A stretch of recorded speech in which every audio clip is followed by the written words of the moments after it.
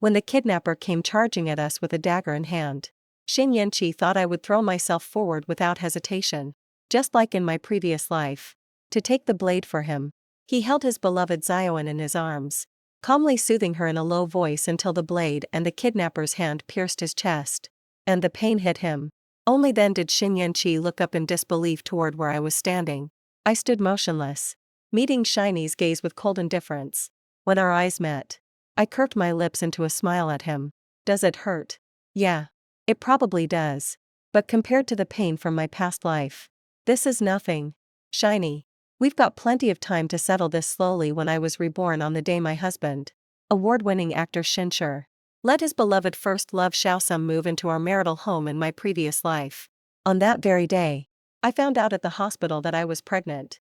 Overjoyed, I rushed home, eager to tell Shiny the good news. But when I got to the home I shared with Shin Yanqi, I found an unwelcome guest there.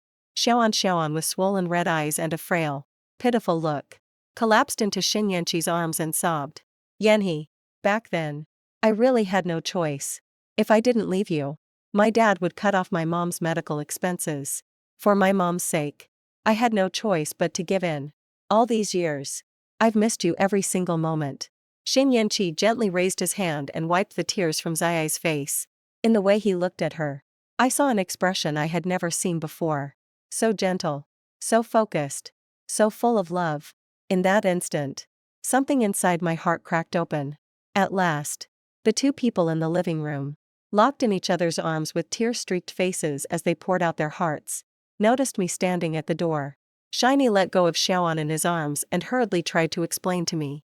He said Xia Suman was his neighbor's daughter and that her parents had helped him a great deal over the years. He said Xia Suman had married the wrong man, lost her husband, fallen ill, and was now pregnant with nowhere to go out of their past connection. He had no choice but to take her in. Shiny wasn't asking for my opinion. He was informing me of his decision. Xiaoan was pregnant and frail, and she needed daily sunlight. So Shiny gave up our south-facing master bedroom for her to live in. He took meticulous care of Xiaoan, personally cooking nutritious meals for her, and despite the risk of paparazzi sneaking photos, accompanying her to the hospital for checkups and prenatal exams in the end. After paparazzi secretly filmed and photographed them in the obstetrics and gynecology department of the hospital, Shiny publicly admitted for Xiaosum's sake that she was his woman. If Xiam is Shiny's lover, then what does that make me? The other half on the marriage certificate. With just a few words, Shinyi distanced himself from me. In public, he claimed we were merely friends and business partners. In private, he kept brainwashing me, solemnly, promising that I was the only one he loved, and that he was only helping Xiaoan out of pity. He said that once Xiaoan recovered and gave birth to the baby, he would stop paying her any attention in front of Shiny Yanqi. Xia Suman played the part of a frail, pitiful little flower with an illness, but behind his back, she was a completely different person. She provoked me several times, openly admitted her improper relationship with Shin Yanqi and went to any lengths to frame me. After Xiaoan framed me and staged an accident that led to her miscarriage and the removal of her uterus, Shin Yanqi completely took her side. He was convinced that jealousy had twisted my mind, and he went to any lengths to keep me and the baby in my belly from upsetting Xiaoan despite my fierce objections. Shiny sent me to a remote little town to settle me there. I cried. I made a scene. I refused to leave. But Shin Yanqi threatened to divorce me and abandon me. In my past life, I treated Shin Yanqi as my whole world. I was terrified of divorcing him, terrified that he would no longer want me. In the end, I had no choice but to let Shiny send me to that remote little town, waiting for him to come and take me and my child home. I waited and waited until I gave birth to our child, until I raised that child to the age of 10, until Shin Yanqi came and took the child away. Even after I was left disabled because I saved Shin Yanqi, spending the rest of my life in a hospital, I still never got to see him publicly acknowledge our relationship too. During those agonizing days when I was paralyzed in the hospital, Shiny would still sneak in from time to time to see me at first. After that, he just kept using being busy as an excuse and never showed up again. I was unbelievably naive in my past life. Even when things had gotten that far, I still imagined that Shin Yanhi was a celebrity with some unavoidable reason that I still mattered to him. After all, we had a child together. I clung desperately to that imagined love. always believing that one day I would get back on my feet and return to Shiny's side. Not until I saw Shiny and Xiaosum on TV, attending an event with our child.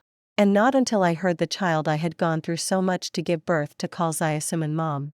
It wasn't until Xiaoan came to the hospital to see me that she stood by my bed looking down at me with bitter malice. Tonggu, why don't you just die already? It's been 5 years. Haven't you had enough of living like neither human nor ghost? Do you know that Yanhee? I and even the child you struggled to give birth to all want you dead. Only then will we be happy. Xiaosuman said that she and Xin Yanqi had once been a couple. Back then.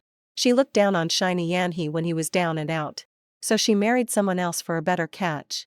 She never imagined Xin Yanqi would become a wildly popular best actor known across the country. And she never imagined the rich second-generation husband she had worked so hard to choose would go bankrupt. She came back just to win Shiny's heart again. Xiaosuman said she had never been pregnant at all and that the rumors linking her to Xin Yanqi were all planted by her after she paid someone to leak them. She smugly told me that she had framed me by faking a pregnancy and losing the baby just to make Shiny lose faith in me. Even the kidnapping that left me paralyzed was her doing. She only wanted to frame me. She never expected I'd be willing to risk my life for Shinihai. Xiaosum even had no qualms about letting me watch her everyday life with Shincher. They'd been messing around long before I was paralyzed. Kissing and making love with heated passion. Holding Xiaoan in his arms. Xin Yani comforted her with feeling. Suman. The person I love is you. All these years. I've never forgotten you. But Tang Yin has done so much for me and ended up like this. So I can't abandon her. Bear with it a little longer. Tengu won't live much longer like this. Once she's dead, I'll marry you openly and properly. I couldn't believe that. Xin Yanqi, the man I loved so deeply, turned out to be such a scumbag. Overcome with rage and grief, I coughed up a mouthful of blood and closed my eyes in unwillingness. I never thought I'd get a second chance. Staring at the pregnancy test report in my hand, I was dazed for quite a while. I thought about all the suffering I endured for the child in my womb. About how I nearly died from massive bleeding when I gave birth to him. About how after I became disabled, he like Xin Yanqi treated me with utter coldness and cruelty, caring only about Xiaosuman. I reached out and touched my stomach. You ungrateful little wretch. You won't be born this time around. I'll send you to meet the king of hell ahead of time. Terminating the bastard in my belly is something I have to do. I need to slowly think through what to do next. In my past life, I was deceived and betrayed by that scumbag couple. And it ended with me dying a miserable death. In this life, I'm going to make them suffer every bit of pain I've ever endured. The bastard in my belly has to die. But not right now. I'm going to make sure his death has value. After thinking for a long while, I went back into the examination room. Doctor, could you do me a favor? 3/2 an hour later, I was lying in a hospital bed within 4 drip in my arm when my phone rang. It was Shinihai calling. Wasn't Shincher busy comforting Xiaoan? How did he have time to call me? I ignored Xin Yanqi and let the phone keep ringing. A few minutes later, Xin Yanqi texted. Honey, where are you? Come back quickly. I have something important to tell you. If Shining Yanqi had something to tell me, it had to be about Xiaoan. I had no interest in hearing his lies again. So, I put my phone on silent and stayed at the hospital for 5 hours. It wasn't until 11 p.m. that I finally walked out of the hospital room. The hospital was quiet at night, and I walked along while checking the messages on my phone. In the few hours I'd had my phone on silent, Shiny had called me a total of 80 times and sent nearly 40 or 50 messages. I'd been with Xin Yanqi for 5 years, married for 3, and I'd always replied to his messages and answered his calls instantly. I had never left him hanging like this before. This sudden change shows just how anxious Shiny is right now. I slowly walked out of the hospital building and crossed the parking lot. I heard a car door opening, followed by hurried footsteps. My arm was grabbed and a stern voice came from beside me. Tang Yu, why didn't you answer my calls or reply to my messages? Do you have any idea how worried I've been about you? I turned to look at Xin Yanqi, who was wearing a mask and hat. The pain and despair of facing death made me want to rip off his mask, sunglasses, and hat, and slap that handsome face of his over and over again. I wanted to beat Shiny Sure until his face looked like a pig's, but I held myself back in the end. Now wasn't the time. I had more important things to do. I clutched my stomach and pretended to be unsteady, but my foot caught Shiny's leg with pinpoint accuracy and hooked hard. Blinded by anger, Shiny was only busy questioning me and never saw that move coming. He lost his footing and lunged forward. I quickly pulled my leg back and sidestepped. Shiny crashed face first to the ground with a thud as he went down. I followed him down as well, swinging the bag in my hand mercilessly at his groin. A cry of pain rang out beside my ear and it was clear Xin Yanqi was in a world of hurt. I scrambled to my feet in a panic, not forgetting to yank off the mask and sunglasses covering his face. Honey, are you okay? It's all my fault. I'm pregnant and the doctor said the baby isn't doing well. So I had to stay in the hospital for treatment to keep the pregnancy going. I thought this was the love child of you and me. So I had to be extra careful. I wasn't ignoring your calls and messages on purpose. My phone died. All the while, I was babbling out apologies and explanations. I reached out to help Shiny up. And in my panic, I stepped hard on his hand several times. His face turned an ugly shade of liver red from the pain as he snapped at me. Tang Yu, are you out of your mind? Hurry up and put on my sunglasses and mask. Do you want the paparazzi to catch this on camera? I hurriedly helped Shiny into the car. As we pulled out of the parking lot, Shinini was in no good shape, grimacing in pain even as he kept scolding me. I kept my head down, apologizing and admitting my mistake. But my eyes never left the rearview mirror when I saw a figure step out and pick up the pregnancy test report I had deliberately thrown on the road. The knot in my heart finally loosened for back at the home she shared with Shin. Yanhee. Zayasuman opened the door and came out all sweet and coy. Brother Yanqi, you're finally back. I was so scared being alone. Right in front of me, Zayasuman threw herself into Shiny's arms and clung to him like an octopus, acting all spoiled and cute. I watched the scene coldly. Who is she? Why is she here? As soon as I finished speaking, Shincher quickly peeled Xiaoan off him. Xiao Yu. This is Xiaosum, my neighbor's younger sister. Then he introduced me to Xiaoan. This is Tang Yu, my wife. After being pulled away, Xiaoan looked a little unhappy and fixed me with a hostile stare. Yanhee, when did you get married? How come I never knew about this? Tang Yu and I have been married for 3 years. But for various reasons, we never made it public. Shiny said, giving me a placating smile. Honey, Suman has nowhere to go right now, so she'll be staying at our place for the time being. I may have to trouble you to look after her from now on. Shiny said this to me in my last life, too. And I agreed without hesitation. Given a second chance at life, I turned Shiny Yanqi down. I'm pregnant. And the doctor said, there's a risk of miscarriage. What I need to do right now is take care of this baby and I don't have the energy to look after someone who has nothing to do with me. My refusal made Shiny look unpleasant. And Xiaoan immediately burst into tears. I knew I was nothing but a burden. I shouldn't have come to you at all. Brother. Yancher. I'll leave right now. After saying that, she made as if to leave. But after only a couple of steps, she collapsed weakly to the ground.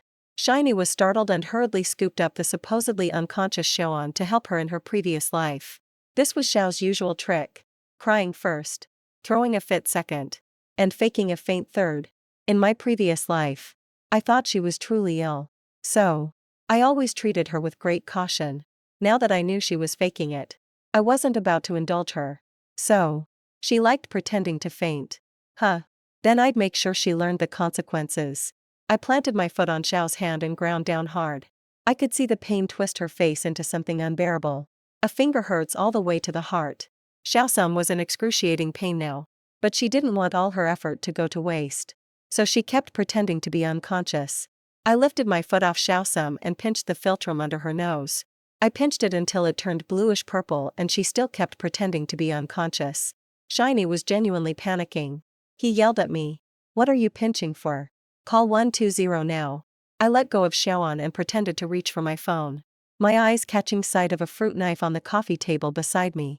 A spur-of-the-moment plan formed in my mind. My foot slipped and I fell backward. And as I went down, I kicked hard with one foot straight into Shiny's face as he was holding Zioan in concern. Shiny let out a pained cry. My kick landed squarely on his nose and blood gushed out as he clutched it in agony in a flash. While he was holding his nose, I grabbed the fruit knife and slashed down hard at Xiaosum's finger. Though she was pretending to be unconscious, blood splattered everywhere and a finger flew off. Zayasuman let out a scream and opened her eyes. I collapsed hard to the ground, too, clutching my stomach with both hands with a face drained of all color. I cried out. It hurts. My stomach hurts so much. My baby 5. The three of us. Shin Yanqi, and I were rushed to the hospital for emergency treatment. I had kicked Shiny's nose crooked, and Zaya Suman had one finger broken. And I was immediately taken to the operating room when I fell. I deliberately slammed my stomach against the coffee table. I thought this bastard would die in the womb. But he was lucky enough not to miscarry. Even though I didn't miscarry, I still couldn't keep him. I gave the doctor a sum of money to get rid of the bastard. You need to rest after an abortion. Not once did Shiny come to see me while I was in the hospital. His assistant came to see me on Shin Yanqi's behalf and told me that I had accidentally kicked his nose hard enough to break the bridge. He had gone in for plastic surgery and couldn't show his face for the time being. The assistant also told me that Zioim's finger was broken off and never found. So she's now missing a finger. This outcome makes me so happy. This is only a small punishment. What comes next is the real show. I stayed in the hospital for half a month before being discharged. And every day I sent messages and called Shincher to pour out my pain and grief. Shiny came to pick me up on the day I was discharged. He was wearing sunglasses and a face mask, completely covering himself up. As soon as I got in the car, I threw myself into his arms and cried, "Yanhee, it's all my fault. I couldn't save our baby." Shin Yanqi held me and comforted me. "Xiaoyu, we can have children again. Just focus on getting your body back to normal first. We'll definitely have a child." I sneered to myself, then put on a show of crying for a while before asking about Shin Yanqi's nose. Shiny plastic surgery was done very well. There was no sign at all that his nose had ever been injured. That filthy scumbag really got off easy. We got home and Zioin came downstairs when she heard us. The way she looked at me was full of hatred. My eyes fell on the missing segment of her finger, and I felt a secret thrill inside. Though I put on a remorseful expression and pretended to apologize and admit fault. Then I clutched my stomach, pretending it hurt, and let Shiny help me back to the bedroom to rest. I had only just lain down when Xiaosum came in carrying a glass of milk. She shut the door and walked up to my bedside with a venomous look. "Tang Yu, did you do that on purpose? Did you deliberately cut off my finger with a knife? You came back, too, didn't you?" 6. Her words startled me and I immediately denied it. What are you talking about? What do you mean? Came back? Stop pretending. You weren't like this in my last life. You were very kind to me. But in this life, you don't like me. You hate me. I could tell at a glance. So, you broke my finger on purpose, didn't you? How could I possibly break your finger on purpose? Miss Chow, you're wrongly accusing me. Your finger was just an accident. I was so worried when I saw you faint that I lost my footing and fell. That caused me to lose my baby and even hurt you. And Yenshur, I deserve to die. Miss Xiao, please forgive me. Okay. I really didn't do it on purpose. Zaya Suman glared at me angrily, trying to find even a hint of something off in my expression. But unfortunately for her, she was disappointed. Xiaosum had come back, too, which surprised me. It looks like I'll have to be even more careful. But Zaya's return does mean I can take my plan one step further. Her target is Shin Yananhe. She knows where things are headed. And to drive me out, Xiaosum will only become more ruthless than she was in my last life. As for me, I'll make sure I'm fully prepared and waiting for her that night. When Shiny came into the bedroom, I tearfully told him, "Yanqi, is Miss Chow's condition very serious? Does she have paranoia? She brought me milk today and said all sorts of unbelievable things." Shin Yani was startled. "What did she say?" "She said I hate her and that I deliberately broke her finger." I sobbed. "I really didn't mean to. I don't even know her. Why would I hate her?" Suman is a bit extreme. She's pregnant and also suffering from depression. So, it's only natural that she'd overthink things. Before you came back, she told me you were deliberately trying to hurt her. I tried to talk her out of it. But she still believes that. What are we supposed to do after this? Will she keep thinking I'm the one hurting her?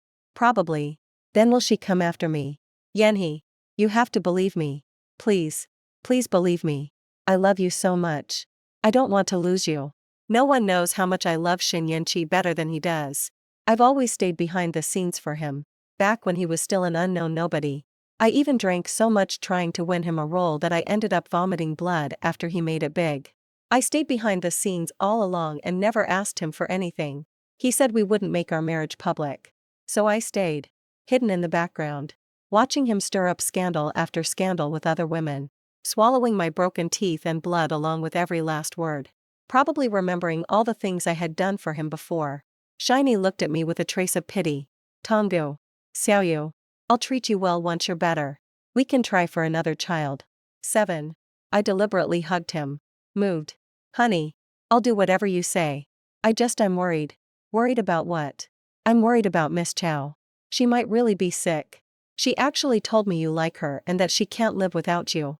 Shiny expression changed. What else did she say to you? I pretended not to notice his reaction inside. She said I was the other woman.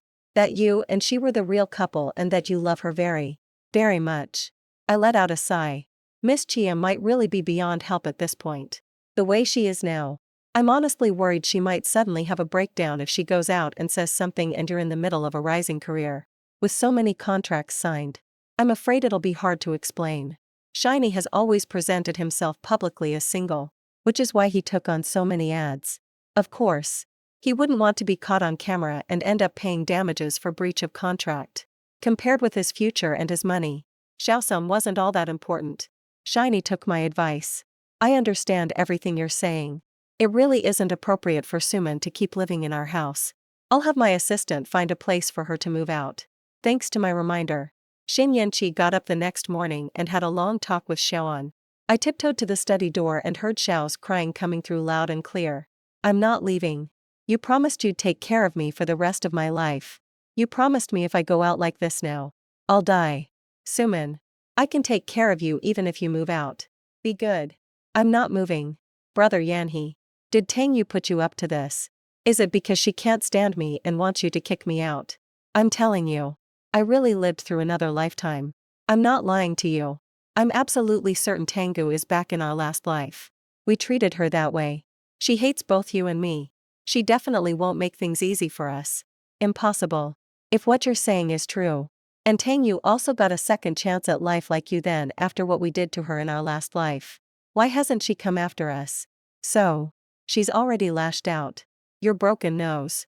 My missing finger. That's her revenge. Impossible. This was all just an accident. If Tangu wanted to get back at me, she'd never do something this mild and meaningless. If she really wanted to ruin me, all she'd have to do is expose the leverage she has on me. And I'd be done for. Cast into the depths forever. But she didn't do that. Shiny lowered his voice. I've looked closely at Tang Yu. She's in a lot of pain. Full of guilt and really weak. And frankly, this is all because of you. If you hadn't caused such a scene, Tangu and I wouldn't have lost our child. It's all your fault. Think it over carefully and don't blame me if I have to take action. I curled my lips slightly and turned to leave since they've already torn that veil of pretense away. Things just got a lot easier. 8. Shiny spent 2 hours trying to talk Xiaoan down in the study. And Zayasuman cried and made a scene for 2 hours. In the end, Xin Yanqi had no choice but to use filming as an excuse and leave. Now it was just Xiai and me left at home with no one else around. Zayasuman glared at me viciously. Yu Yanhe told me to move out. Are you happy now? I don't know what you're talking about. Yanhe only wanted to send you away for his future. Besides, you're a single woman and you're pregnant.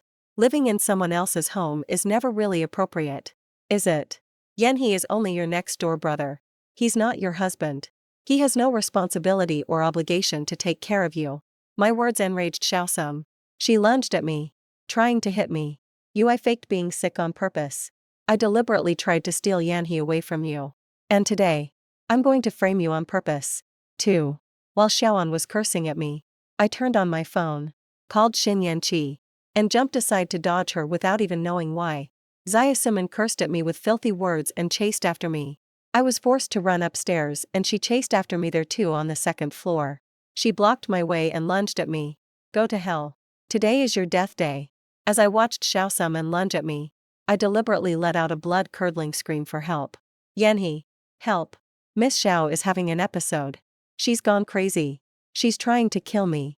After I screamed those words at the top of my lungs, I hurled the phone in my hand away and it rolled a long way off with a cold smile on my face. I stepped forward to meet Xiaoan as she rushed at me, clawing and tearing at me. Shiny rushed back at once after receiving my desperate call for help, pushing open the villa's front door. He was stunned by the bloody scene before him.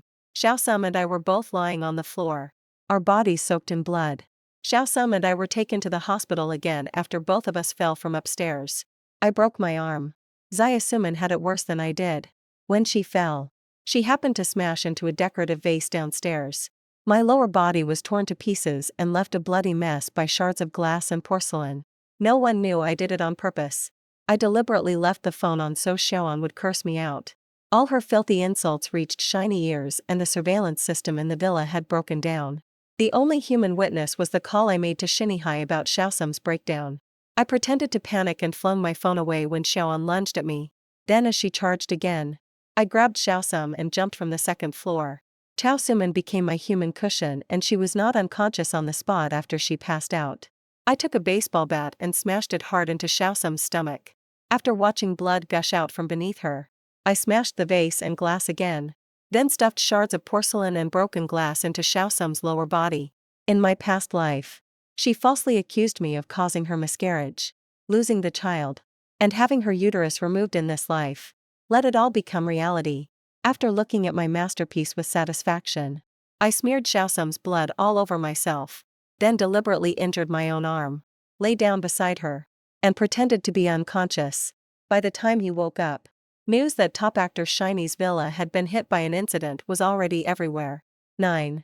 Shiny was at the height of his fame, so news like this was bound to blow up.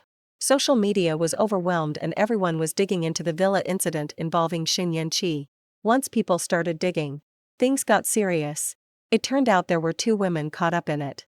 I was already well known to the public, so there was no need to dig too deep. After all, I had always just been someone working by Xin Yanqi's side. But Xiaosum was a different story. Netizens uncovered that she was Shiny's first love. The internet sleuth's digging skills were nothing to underestimate. Not only did they uncover every last detail of Shinyshire and Xiaosum's relationship back in school, but they also dug up the claim that Xiaosum was pregnant and pointed the finger straight at Shinshire as the father. This scandal broke out a full 3 months earlier than it had in her previous life. In her last life, Xiaosuman faked a pregnancy, went in for a prenatal checkup, got Shiny to take her to the hospital, then tipped off the paparazzi, and staged the whole thing herself, forcing Xin Yanqi to accept her. The playbook this time was different from the last, but it was more or less the same.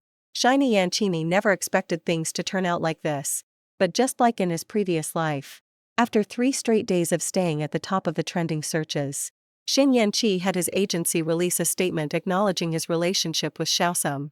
He said Xiaosum was his first love, the one person he could never truly let go of. So after they reunited, they got together. He'd originally planned to wait a while before making it official, but now he has no choice but to announce it early. Shiny Yanqi only called me after he admitted that Xiaoan was his girlfriend. His explanation was the same as in my previous life. He had received kindness from Xiaosum's parents, so he had to repay that debt of gratitude. Besides, Xiaoan was seriously injured, and her uterus had to be removed. She suffered severe physical and emotional trauma. She was in a terrible state and couldn't handle any stimulation. So to keep Xiaoan from doing anything drastic, he could only calm her down for the time being. Shiny Yanqi was convinced that I was hopelessly in love with him and wouldn't make a fuss. And I really did obediently agree to his request. Honey, I'll do whatever you say. Take good care of Miss Xiao. Even though she wants to hurt me, I can forgive her when I think about how she can't help herself because she's sick. Shiny was very pleased that I was so cooperative. He soothed me a few more times before hanging up the phone. Shiny long-standing single guy image has been shattered and the online reactions have been mixed. His agency spent a lot of money hiring paid posters to praise the love story between Xin Yanqi and Xiaosum everywhere. They painted the 2 of them as a pitiful couple forced apart. People who, despite being separated for various reasons, still had eyes only for each other when they ran into each other years later. Their feelings flared up again and they inevitably ended up together. That fairy tale-like romance had many brainwashed fans completely under its spell, and people started praising the tear-jerking love story of Xin Yanqi and Xiaoan. Some even wrote a drama for it, hoping to cast Xin Yanqi as the lead. Shiny career wasn't hindered in the slightest by going public with his relationship. If anything, his popularity grew even stronger. He went on to sign a string of endorsement deals as well as take part in the production of several films and TV dramas. Shiny was riding high and Xiaosuman rode the wave of his success too. Just like in her past life, Zaya Suman went from an ordinary nobody to an actress teaming up with Shin Yi to play a couple on the day their romance film was announced to start shooting. The video of Shin Yi picking me up from the hospital that night was suddenly posted on his phone.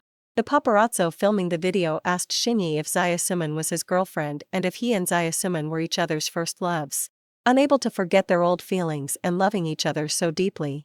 Then what did that make me? Tang Yu 10. The paparazzo sent Shiny Sure the video from that day in the hospital showing me struggling with Shin Yanqi and also posted my pregnancy test report. The sudden turn of events was completely unexpected to Shiny and Xiaoan.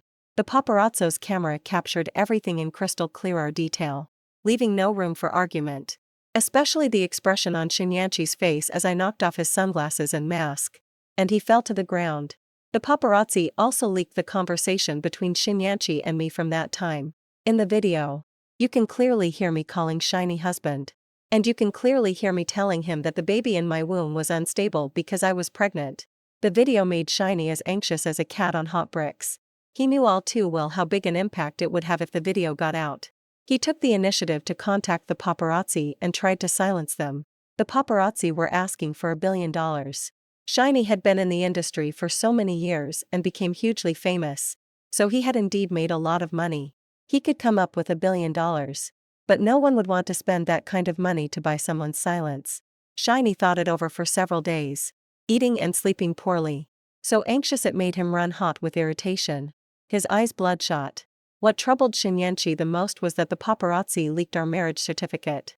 After receiving a photo of our marriage certificate, Shin Yi was completely stunned. He started to suspect me. Shiny came to see me. He studied me for a long time before finally taking my hand and sitting down.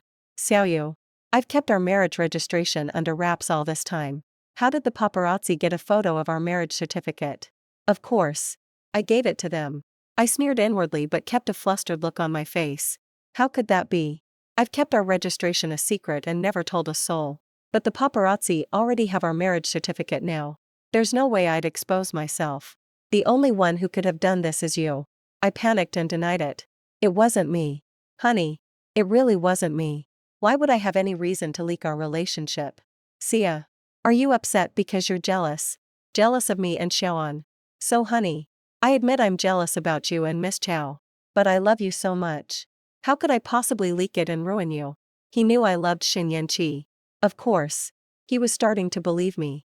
But not completely. If it wasn't you, then who was it? I don't know. I really don't know. I tore at my hair. Who could it be? Could it be that after the paparazzi filmed us at the hospital, they went to the Civil Affairs Bureau and used some means to obtain the records? Shiny fell silent. That explanation was entirely plausible. Honey, it's all my fault if my phone hadn't died that night and you hadn't worried and come looking for me. The paparazzi wouldn't have captured our relationship. I'm the one to blame.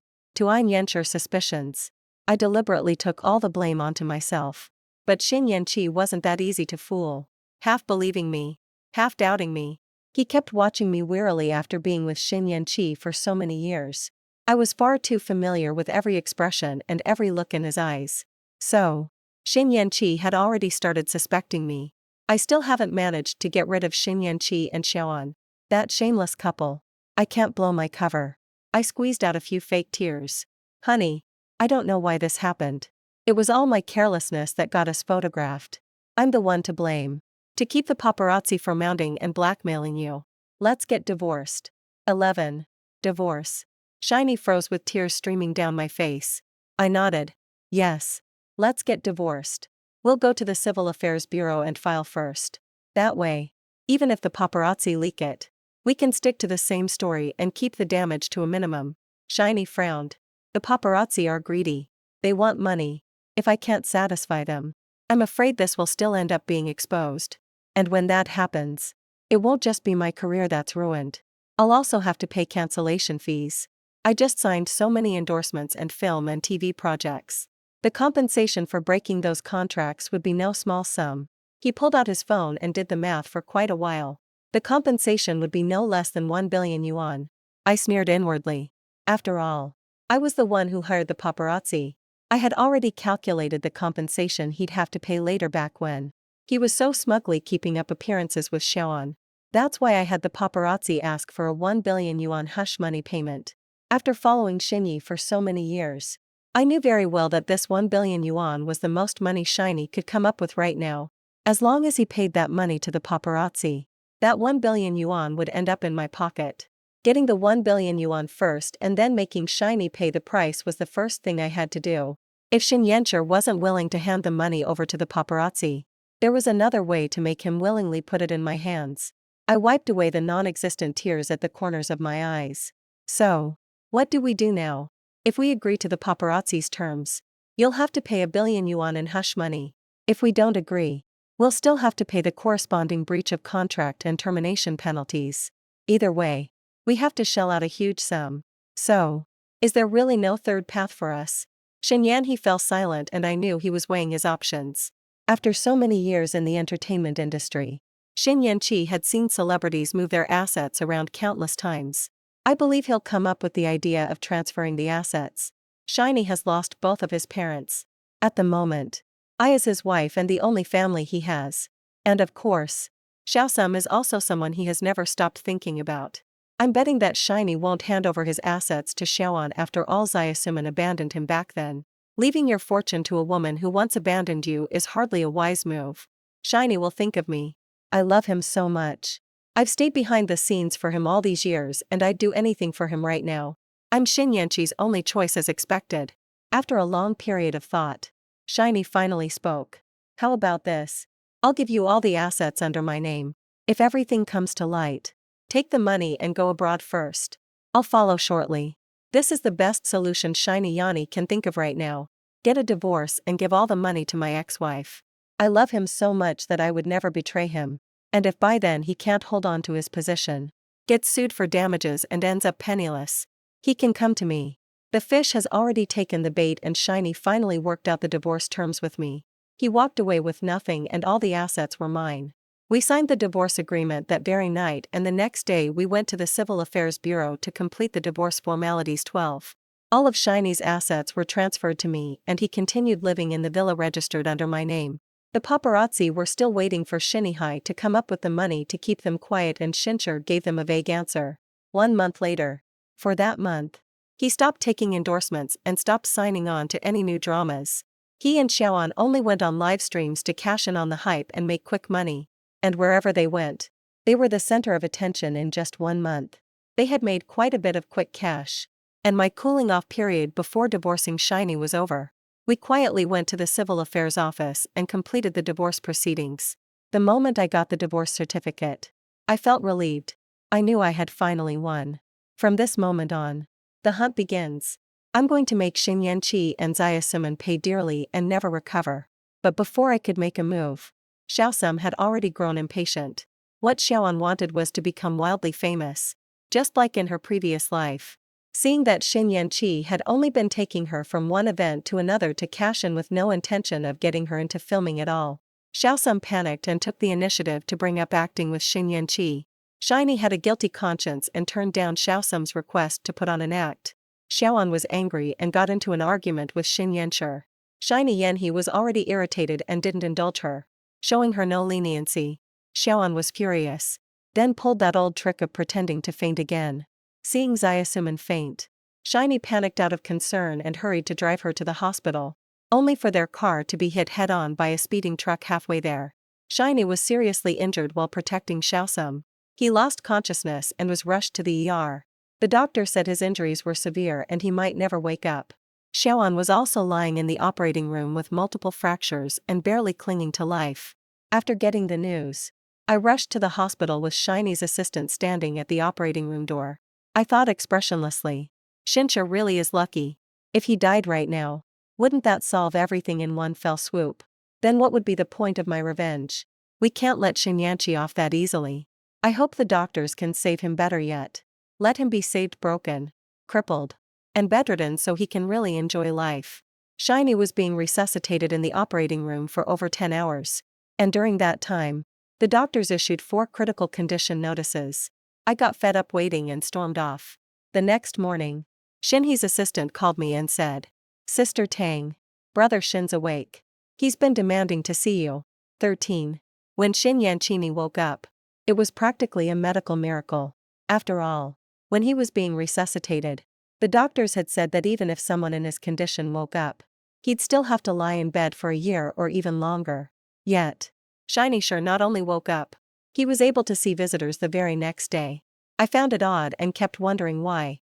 As I went to see Shiny Sure, when I reached the door of the hospital room, I deliberately lightened my steps. Just as I was about to push the door open, I heard a voice from inside that made me hate it. Xiaoan's voice broke with emotion. Ixi, it's wonderful that you've woken up. I never imagined we'd both get a second chance.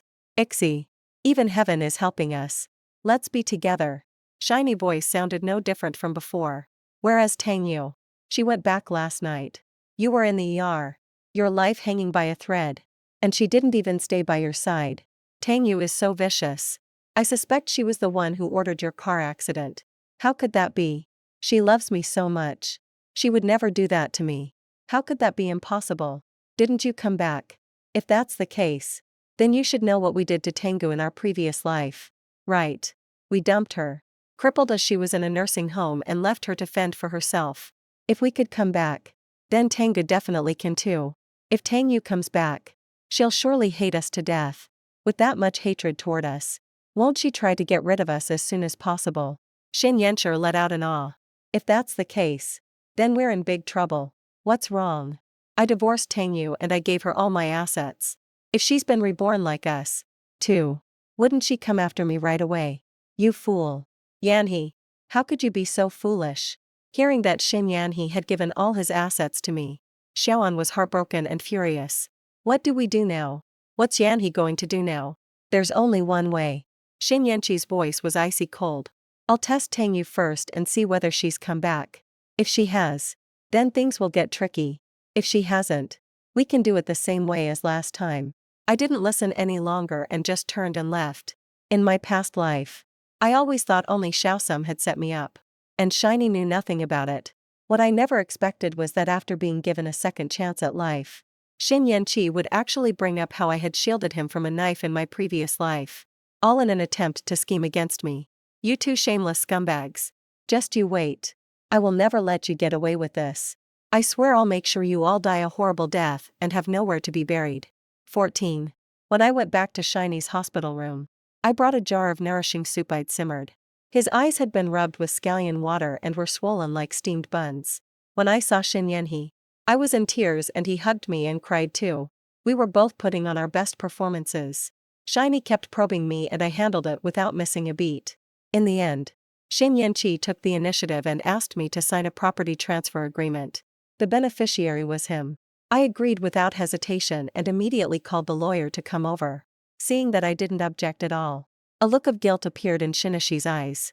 In the presence of the lawyer and Shinsher, I signed a property transfer agreement. It stated that if anything happened to me, all the assets under my name would belong to Shiny Yanqi. The agreement was made in triplicate. After Xin Yanqi got the copy I had signed, he looked visibly relieved. He didn't stay in the hospital long. After just 3 days, he asked to be discharged. I pretended to know nothing and brought Shiny back home. On the 4th day after returning home, Xiaosum and I were kidnapped together. 15. The kidnappers tied me and Xiaoan up in an abandoned warehouse on a remote mountain and demanded a ransom of 100 million yuan.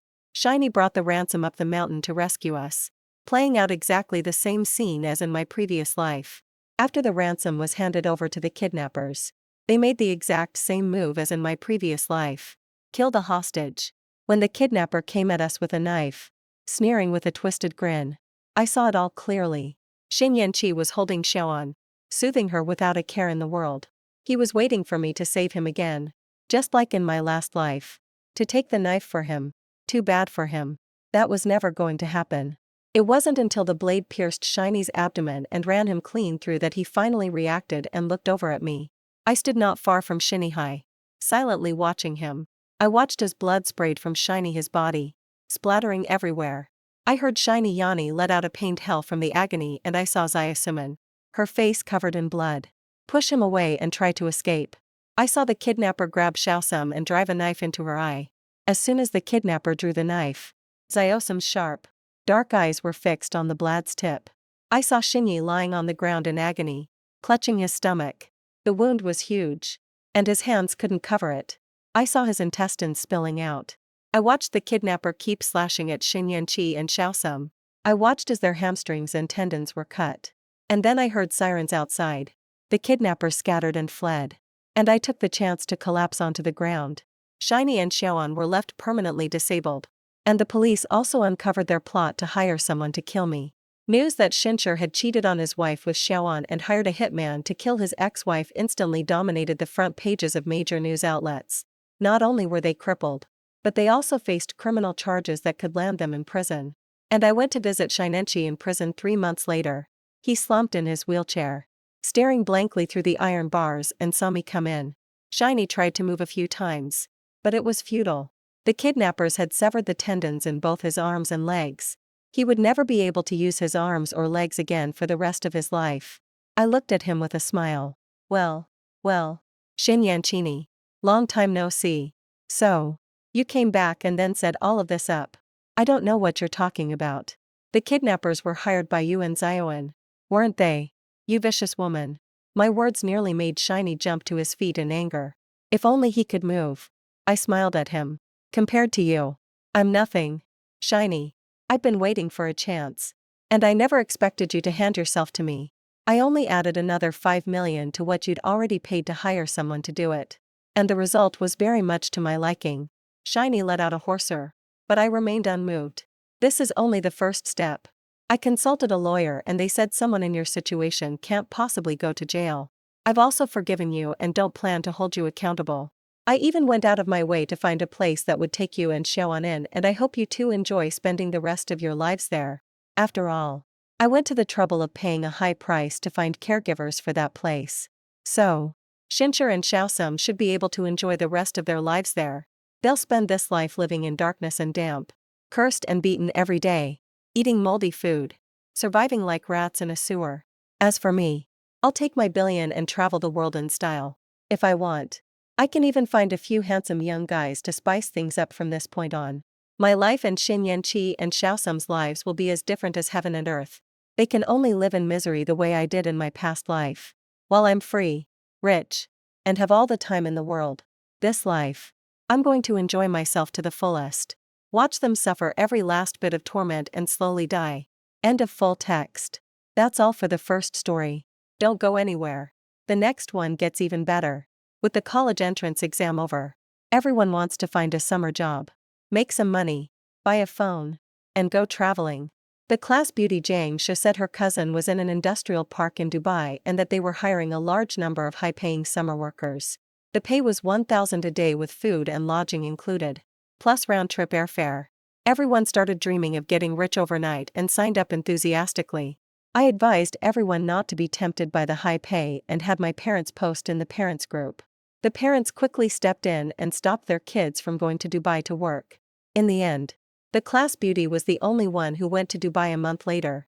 He came back decked out in designer brands and dripping with jewelry, even flashing a bank statement showing $100,000 in savings, and laughed at his classmates for being idiots. The classmates felt like they'd lost out on a fortune. Especially my childhood friend Lu Hao, who took the lead in coming after me. He even had his parents stir things up in the parent group, claiming our family had cost them all their chance to get rich overnight. The enraged parents stormed into our house and burned us alive. I opened my eyes again. Reborn back to the day the class bell told everyone to go to Dubai to work. 1. I suddenly opened my eyes as though the searing pain were still lingering on my skin. Waves of mockery rose and fell around me. And before my eyes was the familiar classroom scene. What are you daydreaming about? Are you going or not? Just give me a straight answer. Louis' voice came from the right, edged with impatience. I turned my head and saw the face that had once made my heart race. Sunlight streamed through the window and fell across his profile, tracing out its perfect contours. In my previous life, it was the owner of this very face who had taken the lead and pushing me toward death. The date on the blackboard was clearly written as June 10th, the third day after the college entrance exam. A summer job at the Dubai Industrial Park. 1,000 a day with meals, lodging, and round-trip airfare included. Where else are you going to find a deal like that? Jiang Shu stood on the podium in a white dress, her long hair flowing, smiling like an angel. My cousin works there as a supervisor, and he specifically saved a spot for our class. My fingers unconsciously dug into my palm. And the pain told me this wasn't an illusion. I'd been reborn. Back to the day our whole class decided to go to Dubai for work. In my previous life, I uncovered the truth about the Dubai Industrial Park. It was even more terrifying than northern Myanmar, a haven for organ trafficking and human trafficking. I tried everything to stop them, but all I got in return was being burned alive. Sien, are you going or not? Luha nudged me with his elbow. Don't hold everyone up. I took a deep breath and looked at the excited faces in the classroom. Their eyes were shining with greed for money, as if they could already see themselves dressed in designer clothes and holding the latest smartphone. I'm not going, I heard myself say calmly. The classroom erupted in laughter. Poor thing. Coward. Serves you right to wear cheap knockoffs for the rest of your life. Jangwa looked at me with pity. Nyan, if you miss this chance, you may never make this much money again. I looked down and gave a small laugh. Saying nothing, I'd tried to persuade them just as earnestly in my past life, only to be met with resentment. This time, I chose to stay silent. Lua shook his head in disappointment. Senin Yen, I really thought you were different. He turned to Django. Sign me up. I'll go first. Watching him sign his name on the registration sheet, I still couldn't stop my heart from aching. The boy who had grown up with me since childhood was also the one who had led the charge in my last life, accusing me of robbing everyone of a chance to get rich. And it was his parents who had stirred things up in the parents' group chat. Anyone else? Spots are limited. Jiang Shua shook the sign-up sheet. Almost everyone in the class raised their hands, eagerly blurting out their names. Watching them, I felt like I was looking at a swarm of moths flying straight into a flame. The homeroom teacher, Mr. Lee, walked into the classroom and frowned at the scene. What's going on here? Why so lively? Mr. Lee. Django introduced us to a high-paying summer job in Dubai. 1,000 a day. The class monitor, Wang Lele, said excitedly. Mr. Lee eyes lit up. Really? Then sign my son up, too. He's just finished the college entrance exam and has nothing to do. Is Cyanian not going? Mal noticed my silence. She's just a coward, Luha said with a sneer. She's afraid to go abroad. Mr. Lee gave me a meaningful look. Everyone has their own ambitions. You can't force it. I packed up my bag and was about to leave when Luha stopped me. You're really not going? Do you know how badly I want a new phone? Do you know how much? My parents need this money. He lowered his voice. Can't you support me for once? Looking at the reproach in his eyes, I suddenly laughed. Luhao, if you want to go, then go. Don't worry about me. He froze for a moment, as if he hadn't expected me to be so cold. We grew up together, and I'd always been his most loyal follower. But the me I am now has already died once. Suit yourself, he said, waving me off as he walked away. Rot in poverty for all I care. As I walked out of the school gate, the June sun blazed down, harsh and dazzling. I pulled out my phone and opened the class group chat, which was already flooded with posts about working in Dubai. Jangsha posted a few so-called photos of the industrial park. Modern buildings, clean dormitories, plus a swimming pool and gym. You can start right after you arrive. The work is easy, just quality inspection on the production line, Jenga said in the group. My cousin said if you do well, you can even get a permanent position. The classmates cheered and were already planning how to spend the money. Looking at these familiar names, a sharp pain clenched in my stomach in my past life. After they came back, they used that money to buy the latest phones and show up at the class reunion decked out in designer brands while my whole family had already been reduced to ashes. I took screenshots and saved every chat log, including every photo and promised Django had sent. Then I opened my laptop, searched for news about Dubai Industrial Park, and saved every scattered piece of credible reporting I could find. This time I was going to be fully prepared. My phone buzzed. It was a message from my mom. Nyan, I heard your class is going to Dubai to work. Lua's mom just posted in the parents group saying, the daily pay is really high. Do you want to go? My finger hovered above the screen. It was because my mom reposted the information I had found in the parents group that all the chain reactions happened afterward. I'm not going. Mom. Don't say anything in the group either. I replied. Why is it unsafe? Yeah. But don't worry about it and don't tell anyone else. Mom sent a confused emoji. But she still agreed. She had always respected my decisions, even when she didn't understand them. That night, Lua called. I looked at the name flashing on the screen and let it ring for a long time before I answered. Xin Yan Yan. Have you really made up your mind? His voice carried a rare hesitation. You're the only one in the class not going. You do know something, don't you? He asked cautiously. My heart skipped a beat. In my previous life, I had indeed uncovered the truth and told him. But he said I was being alarmist. Nope. I just don't want to go, I said calmly. There was a pause on the other end of the line. Fine. Then don't regret it later. And when we get back, don't be jealous. No. I won't, I said softly. Have fun. After hanging up, I walked to the window and looked at the lights in Louis' house across the way.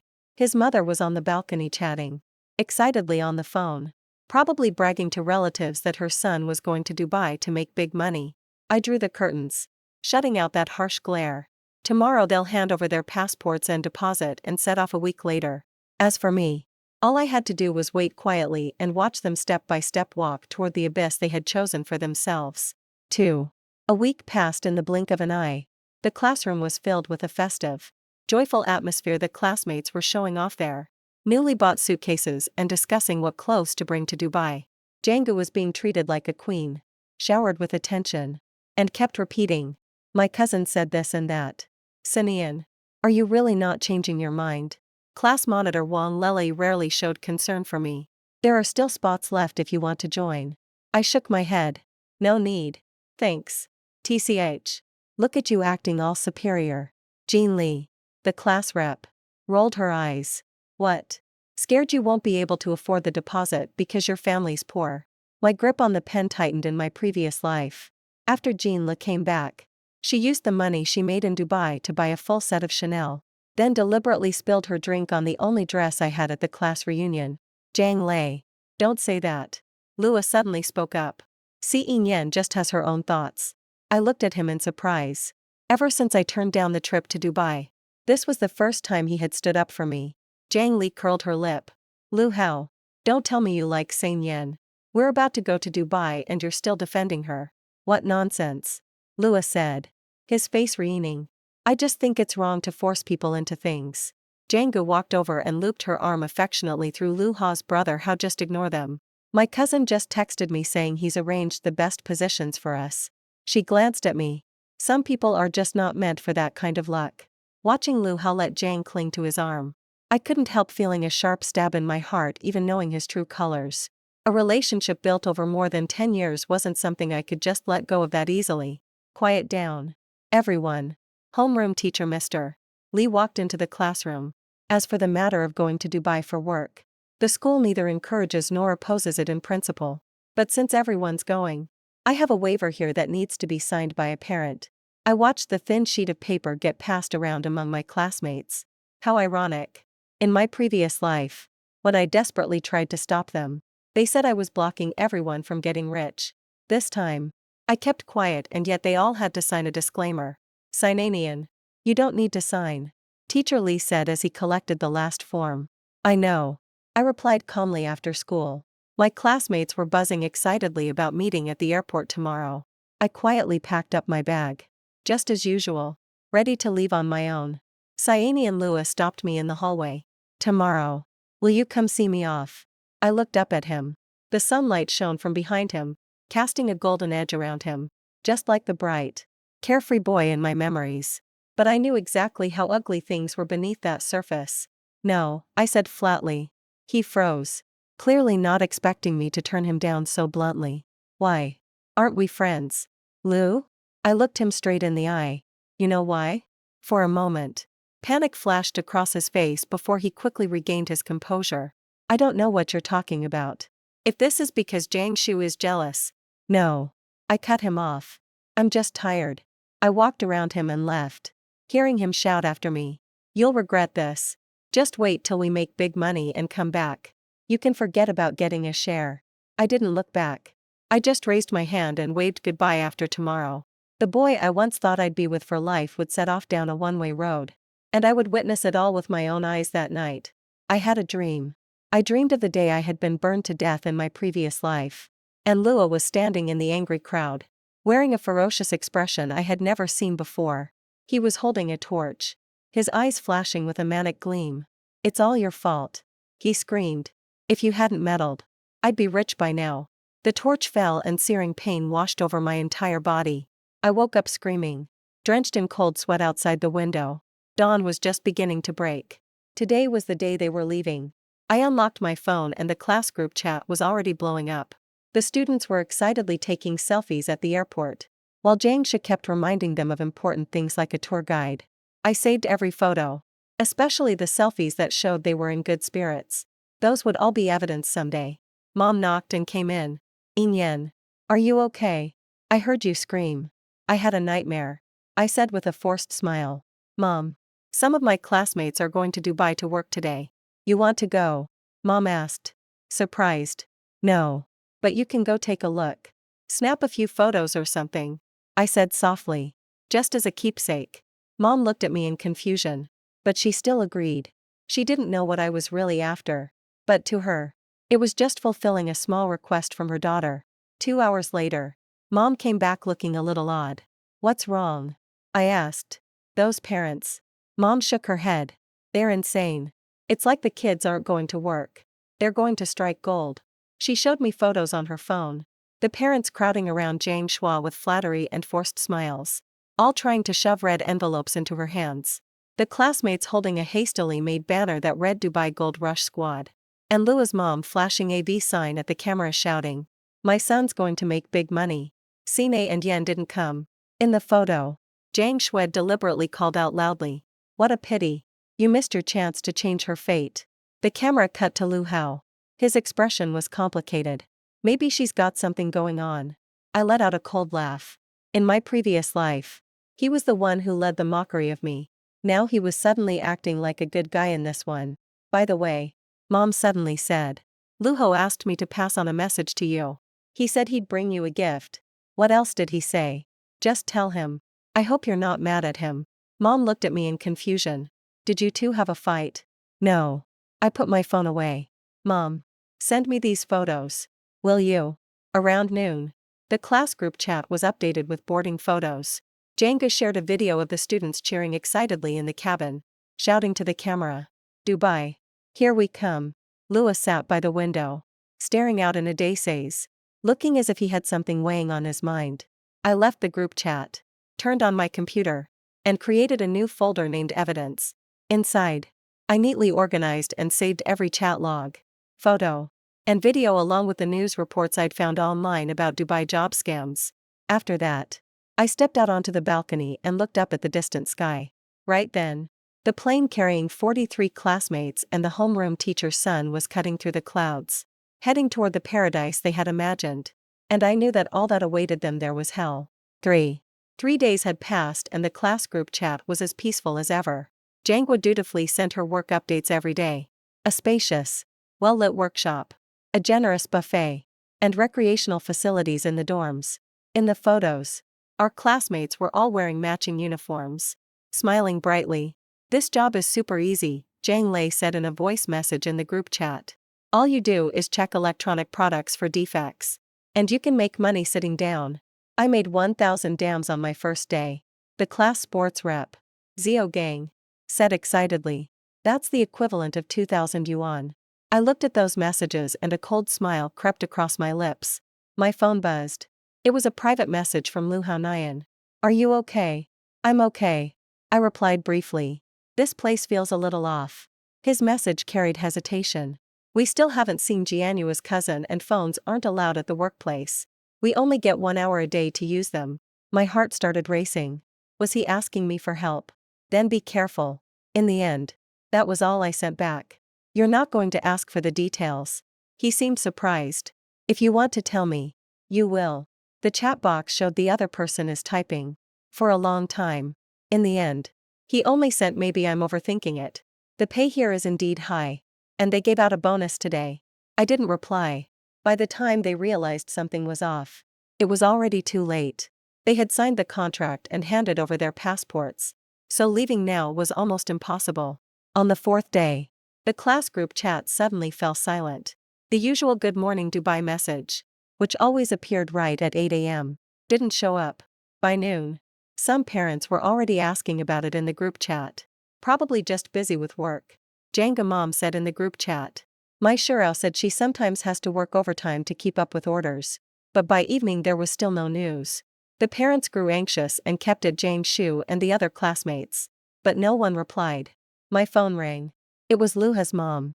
Nyan. Has Haha contacted you? Her voice was clearly panicked.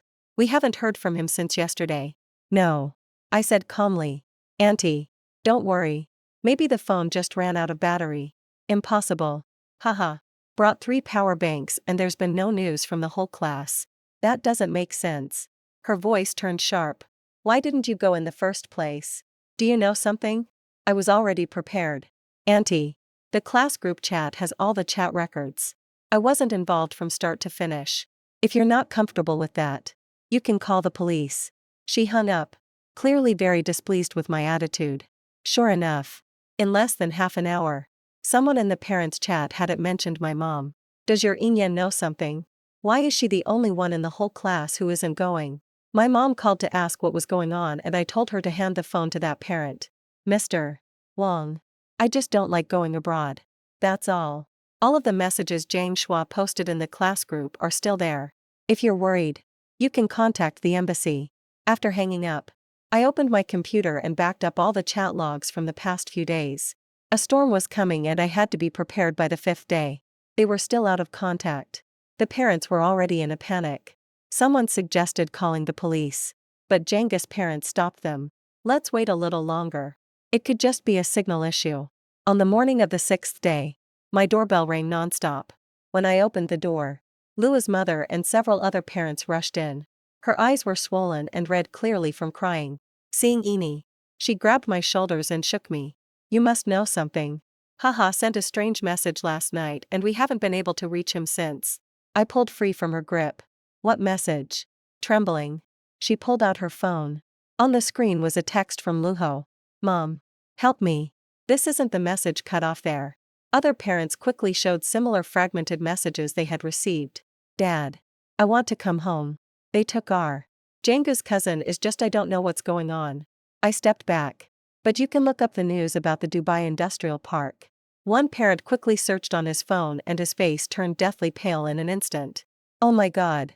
This can't be. He held up his phone which was showing a report from 6 months ago.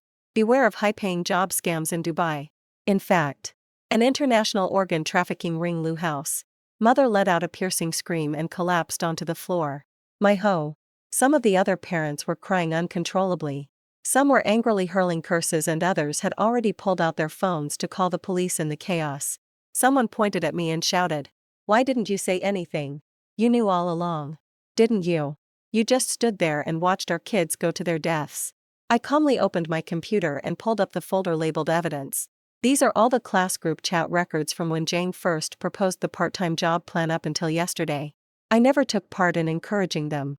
And I had no way to stop 43 people. But you knew it was dangerous all along.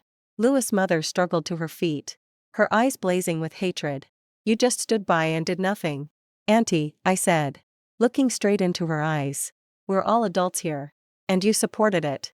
Too. What was I supposed to do? Talk you out of it? She froze. And the other parents fell silent as well. The police arrived soon after and took all the materials away.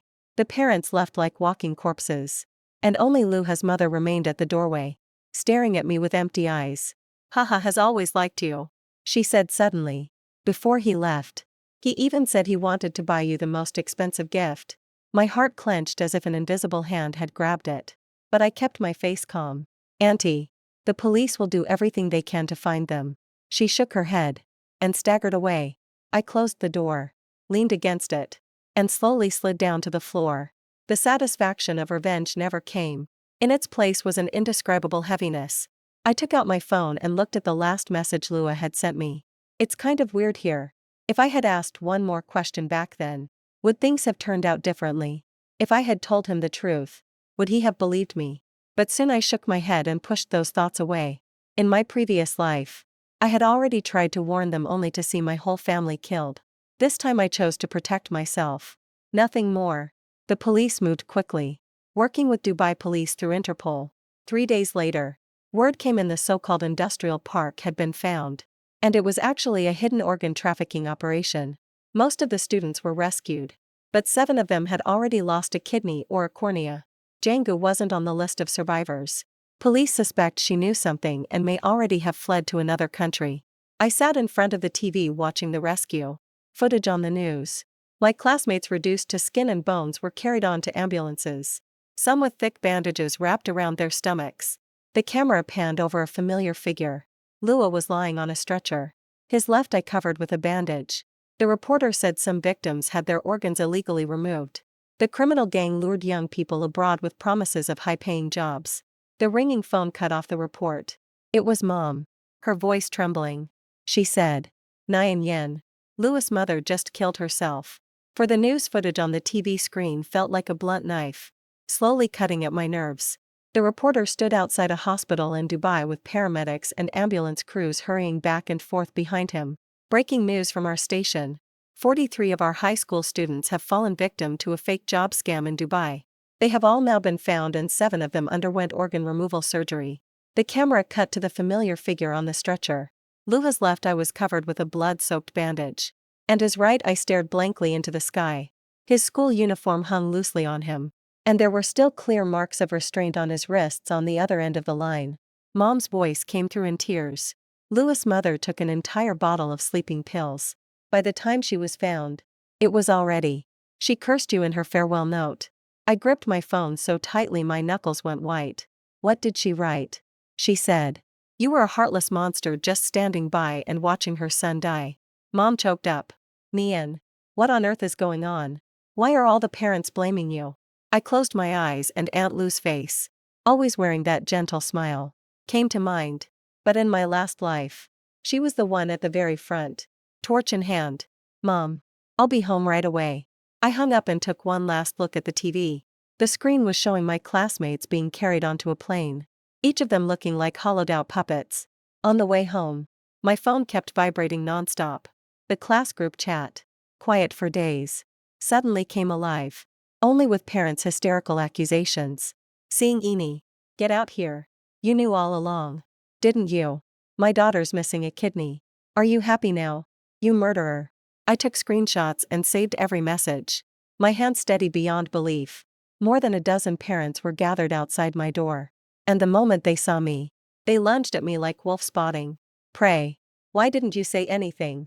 Jean Lee's father grabbed my collar and snarled. "You stood there and watched as my daughter had a kidney cut out." I looked calmly into his bloodshot eyes. "Uncle Jang. In the class chat group, you were the one who personally said, 'It's good for the child to get out and see the world.' Right?" He froze and the grip on my arm loosened slightly. "And Aunt Wang Lei's mother." I turned to another woman who was wiping away tears. "You said at the time with Jenga's cousin looking after her. What's there to be afraid of?" I remember it very clearly. The parents looked at one another and their anger began to give way to embarrassment. People are always like this. When they can't face their own mistakes, they rush to find a scapegoat. "But you must know something." Lua hasn't shrieked. "Why are you the only one in the whole class who isn't going?" I took out my phone and pulled up the audio file. This is the conversation between Luha and me after school on June 10th. Lua's voice came through the phone. "When we come back, Rich, don't you dare think you'll get a share." When the recording ended, the entire room fell silent. "I warned you." But no one listened. I said softly, "Now, please leave." Mom stood at the door, her face pale. The parents left in a huff, still muttering words like heartless and monster. After closing the door, Mom pulled me into a tight hug. "Oh my God, Nian. How could they do this to you?" I leaned against Mom's shoulder, breathing in the familiar scent of laundry detergent on her clothes. In my previous life, she had been devoured by flames right in front of me. "It's okay, Mom." I patted her on the back. "It's all over now." But I knew this was far from over. 3 days later, the rescued students were flown home on a private plane. The news was everywhere, with detailed reports exposing how the transnational organ trafficking ring operated. They lured young people abroad with the promise of high-paying jobs, confiscated their passports, and forced them to sign voluntary donation forms. What was most shocking was that the police confirmed Django was an important member of the gang. Her so-called cousin didn't even exist. This was already her 3rd time targeting classmates as prey. I looked at Jang Shua's photo in the news, and that once innocent face now looked so vicious in my previous life. when she came back alone to show off her wealth. I should have seen it coming. The doorbell rang through the peephole. I saw someone I never expected. Luha. He was painfully thin. His left eye covered with a black eye patch. Standing there like a walking corpse. I took a deep breath and opened the door. Nyan. His voice was sore, it was almost unrecognizable. Can you let me in? I stepped aside to let him in. He walked with a slight limp. His right hand pressed against the left side of his abdomen where one kidney was missing. In the living room. He stood by the window with his back to me. Sunlight slipped through the crack in the curtains, casting mottled patches of light and shadow across him. The doctor said. My left eye, he said with difficulty. They took the cornea. The whole eye. Too. I stood there in silence. My fingers unconsciously rubbing the armrest of the sofa. You know what's the most ironic part? He suddenly turned around and yanked off the blindfold. They gave us anesthesia. But I woke up halfway through. I saw Jiang Shu standing at the operating room door. Counting money. The hollow eye socket stared straight at me. Still streaked with blood vessels and stitches. My stomach twisted in pain. But I forced myself to look straight at that horrifying wound. Luha. I called his name softly. Why don't you go? He suddenly grabbed my shoulder. Do you know something? Tell me. I broke free from his grip and stepped back. I just don't believe there's such a thing as a free lunch. He stared at me and a complex glint flickered in his only remaining right eye. You know, when I was there, the thing I regretted most was not listening to you. That sentence pierced my heart like a blade. In my last life, the final words he said to me were, burn her alive. Luha. Your mom. I hesitated before speaking. I know. He cut me off. His voice icy.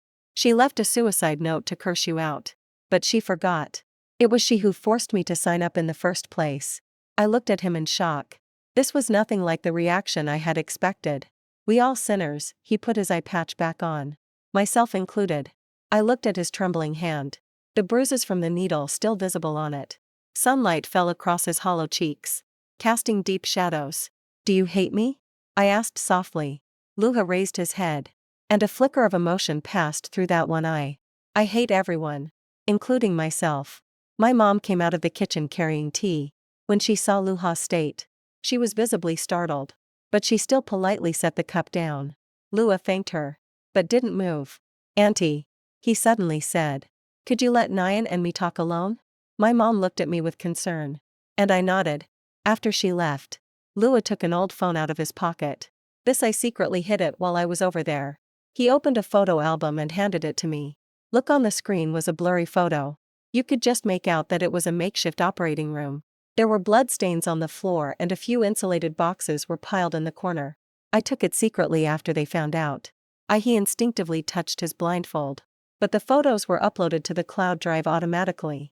As I flipped through this shocking evidence, my fingers trembled slightly. The photos also showed the dorm where my classmates were being held captive. And Jiang Shu counting money with a strange man. The police need this. I said. I've already given it to them. Luha put his phone away. I came to tell you the parents are organizing a lawsuit against you. I froze. Sue me. They're saying you knew it was dangerous. But didn't warn anyone and that you're suspected of being guilty of standing by and doing nothing. He gave a bitter laugh. How ironic. Who was it that used to call you nosy for meddling? I looked out the window. A few neighbors were pointing and whispering about my house. For the first time since my rebirth, I felt a trace of fear. The law and public opinion were harder to deal with than fire. Thanks for telling me, I said, struggling to keep my composure. Luha stood up, swaying slightly. I won't testify. I owe you this much. He headed for the door, then stopped. Also, Jiang Lu is dead. Post-op infection. On the flight back. The sound of the door closing was jarringly loud in the quiet living room. I slid down to the floor and hugged my knees. My mom rushed over and pulled me into her arms. Yen. What is it? What did he say? I shook my head and my tears finally broke free. Mom. We may have to move. 5. In the days that followed, my mom and I felt like we were living on a deserted island. The neighbors kept their distance. People in the supermarket pointed and stared at us. And someone even threw eggs at our front door. Worst of all, posts began popping up online. Cold-blooded classmate refuses to help as 43 teenagers suffer in Dubai. The comment section was full of outrage. People like that should be punished. I heard she even took pleasure in it. What kind of upbringing did her parents give her? My mother spent her days in tears, while I compiled all the evidence into an organized file, including clearly dated chat records, recordings, and the photos provided by Lu Hao. Finally, on a drizzly morning, a lawyer's letter arrived at our home. 37 parents jointly sued me and my mother for civil tort, demanding 1 million yuan from each of us. 37 million. My mother collapsed into a chair. Where are we supposed to get that kind of money? I squeezed her hand. Mom, don't be afraid. We have evidence. On the day of the trial, reporters and parents packed the area outside the courthouse. My mother and I held black umbrellas as we made our way through the angry crowd. Someone threw a bottle of mineral water at us, but a court officer stopped it. Once the hearing began, the plaintiff's lawyer delivered an impassioned speech, painting me as a cold, heartless monster who stood by and did nothing. In the gallery, Lu Hao, who had lost one eye, sat quietly with an expressionless face. Please present your evidence, defendant, the judge said. I stood up, handed the neatly organized materials to the court, and then walked over to the projector. This is the class group chat log from June 10th. I said, opening the first file. At the time, I clearly said I wasn't going and warned 3 times to think carefully. The screen showed my messages along with my classmates' mocking replies. This is a recording of my private phone call with Lua on June 11th. I said, playing the audio. In it, Lua was saying, when we get back, don't go getting jealous. There was an uproar at the plaintiff's table. Finally, these are photos taken in Dubai, provided by my classmate, Lu Hao. I opened the disturbing images. They proved this was a premeditated criminal gang. The courtroom fell silent. I looked over at the gallery where tears glistened in Lua's one eye. Does the plaintiff have anything further to add? The judge asked. The plaintiff's lawyer went deathly pale. This doesn't prove the defendant isn't responsible, Your Honor. I said calmly. May I ask? If a minor tries to stop a group of adults from doing something foolish, but is mocked and ignored, then when disaster strikes, who is actually responsible? In the gallery, one parent suddenly broke down in tears. My daughter. I'm sorry. I'm so sorry. The trial lasted the entire day. In the end, the judge dismissed most of the plaintiff's claims and ordered us to pay only symbolic compensation of 10,000 yuan each on the grounds that there had indeed been negligence in failing to provide adequate warnings. By the time we walked out of the courthouse, the rain had stopped. Reporters swarmed us. But this time their questions had changed too. What do you think of the court's ruling? And what would you like to say to the parents? I looked into the camera and said, word for word, I hope everyone remembers this. When greed blinds young people, what they need is calm, rational guidance from adults, not more fuel on the fire. In the distance, Lu Hao leaned against a tree, quietly watching me. I walked over and he handed me an envelope. What's this news about Django? He said softly. Interpol found her in Thailand. She's given everyone up. I opened the envelope and found a photo of Django being arrested. The once sweet and lovely girl now wore a vicious, twisted expression. She'll get what's coming to her, I said. Lua shook his head. We've already paid the price. Too high a price. He turned and walked away, his hunched figure looking like that of a little old man. I knew that the bond between us, built over more than 10 years, was gone forever. Just like the left eye he had lost on the way home. Mom held my hand tightly. Nyan, let's move away from here. I nodded. This city held too many painful memories. The grievances from 2 lifetimes were finally time to let go. A month later, Mom and I moved to a small city in the south. Before we left, I went to the cemetery to visit Aunt Lu. A withered bouquet lay before the tombstone with a card that read, an unfilial son. I placed a fresh bouquet of white chrysanthemums before the grave and said softly, Auntie, in my previous life, you burned my mother and me to death. In this life, we're even. The wind swept through the cemetery, carrying the sound of children's laughter from afar. Life is always like that. No matter how much darkness we go through, new hope will always begin to take root in a new city. I began my college life. From time to time, I'd catch updates on the Dubai case in the news. The ringleader of the criminal gang was sentenced to death. Zhang Shuo received a 20-year prison sentence, and the parents formed a support group. And my mom and I finally lived a peaceful life. Sometimes I'd wake up in the middle of the night, still remembering the searing pain of the flames, but I'd soon be soothed by the steady rhythm of my mother's breathing. The end. Story 2. My boyfriend and I managed to get tickets for a concert. Before we set off, I accidentally came across a topic. Is it considered flirting if my crush goes to a concert with another girl? The person also attached a photo of the crush's hand. The rose tattoo on it looked very familiar. I glanced at the man who was making a travel plan for me. The rose tattoo under the couple's ring was faintly visible. I asked, "Let me see your phone." His hand, which was sliding the screen, froze. Ewing forced a smile. "Why are you suddenly turning into a jealous little thing and starting to check my phone?" I stared at him steadily. He wasn't like this. From the time we started dating in college until now, he had always been open and above board in front of me. Even when he received a flood of love letters, he never read them. He would just dump them all on me to deal with. There were so many that it seemed impossible to throw them all away. Our mutual friends would always joke that it was a pity he didn't become a star. Yet such a person was extremely dependent on me. Gradually I stopped suspecting him. But now I felt that the truth in that sentence was becoming more and more evident. No one can come out of their boyfriend's phone with a smile. He showed hesitation. The titles and conversations of the online bloggers kept replaying in my mind. My heart couldn't help but tighten. Could that person really be him? He handed me the phone and the screen seemed normal. So normal that I began to doubt my own suspicion. The password was still the same. My birthday. I've always had a bad memory. So, Ewing simply let me set up fingerprint unlocking. Soon, the interface opened and the chat record was still on the screen. "Have you arrived?" I checked the weather forecast. "It'll be hot that day. You'll abide by male virtue." "Right." Then there was an emoji with hands on hips. "But even if you want to touch someone else, I can't control you. Just don't forget about my things." The tone was familiar. The unreserved emoji. It was obvious that they had known each other for a long time and had a good relationship. The avatar was a female internet picture. But the note was very affectionate. "Full equals Jean Shia." My tone was calm and my hands didn't even tremble. What does she mean by things? Ewing still used a normal tone and reached out to snatch the phone from me.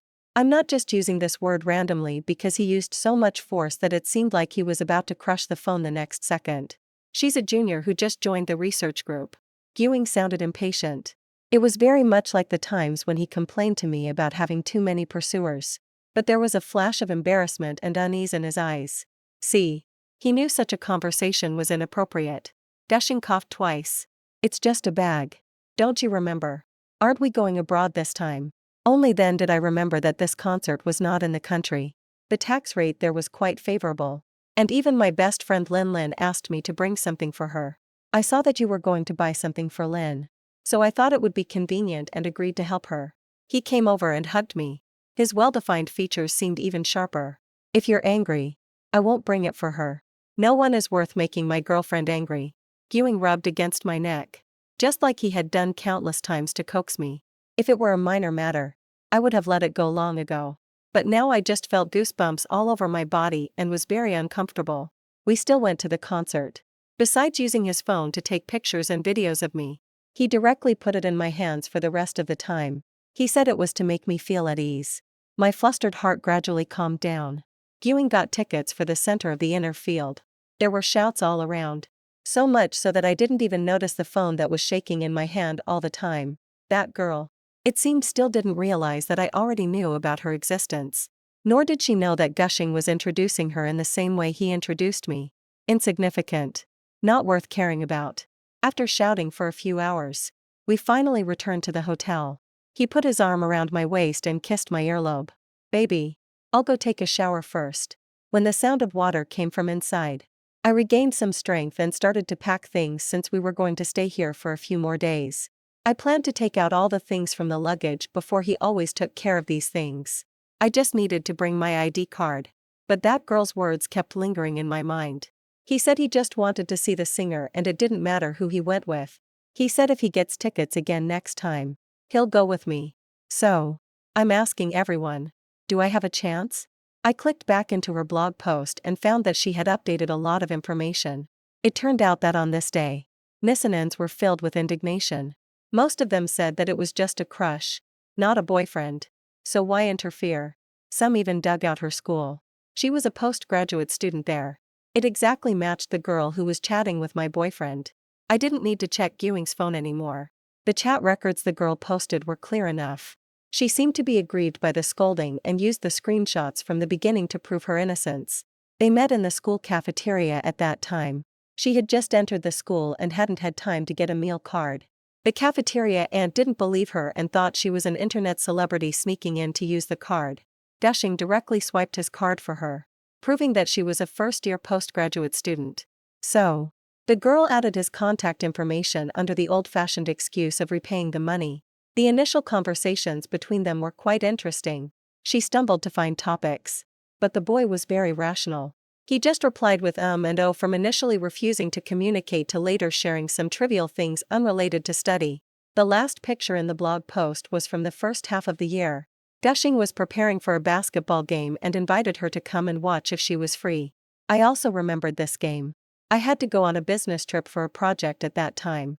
So, I could only cheer him on remotely before the game. He even video called me complaining about my incompetence as a girlfriend. Now that I think about it, that girl should have been sitting in the stands at that time. Maybe she was even holding the water she bought for him. Quite a few people below had already started shipping them. I feel like I'm back to the time when I wasn't a jealous person. Am I the only one who thinks this start is like a campus love story? Could it be a clickbait post? What can a photo of a hand prove? Ah. The blogger. He must be interested in you. Keep going. It's so good. I love it. The blogger. He really loves you. I looked through them one by one and then silently saved them. I didn't even notice when the sound inside stopped. What are you looking at? Gushing came out wiping his hair and asking me he didn't have the delicate look after I put makeup on him during the day. Now he was still carrying the steam from the bathroom. A drop of water slid centrally from his cheek into his neck and then onto his chest muscles. He was only wrapped in a bath towel. I quietly closed my phone. Nothing. The app pushed today's gossip. He snorted. You should watch less of that. It'll mess up your mind sooner or later. I smiled but didn't answer. Many people suspected that he was bewitched by me because whether in appearance or personality, we were completely mismatched. But no one knew that at the beginning of our relationship. It was Gushing who pursued me first. We met in high school. As soon as he entered the school, he became the top student in the grade. With his manga-like face, he really made a splash. I would secretly pay attention to him. When I saw my name getting closer to his in the rankings, I couldn't help but feel excited later. As soon as we graduated, he managed to get my contact information through various channels. On the day of college enrollment at the school gate, he was carrying my suitcase and asked me if I could date him.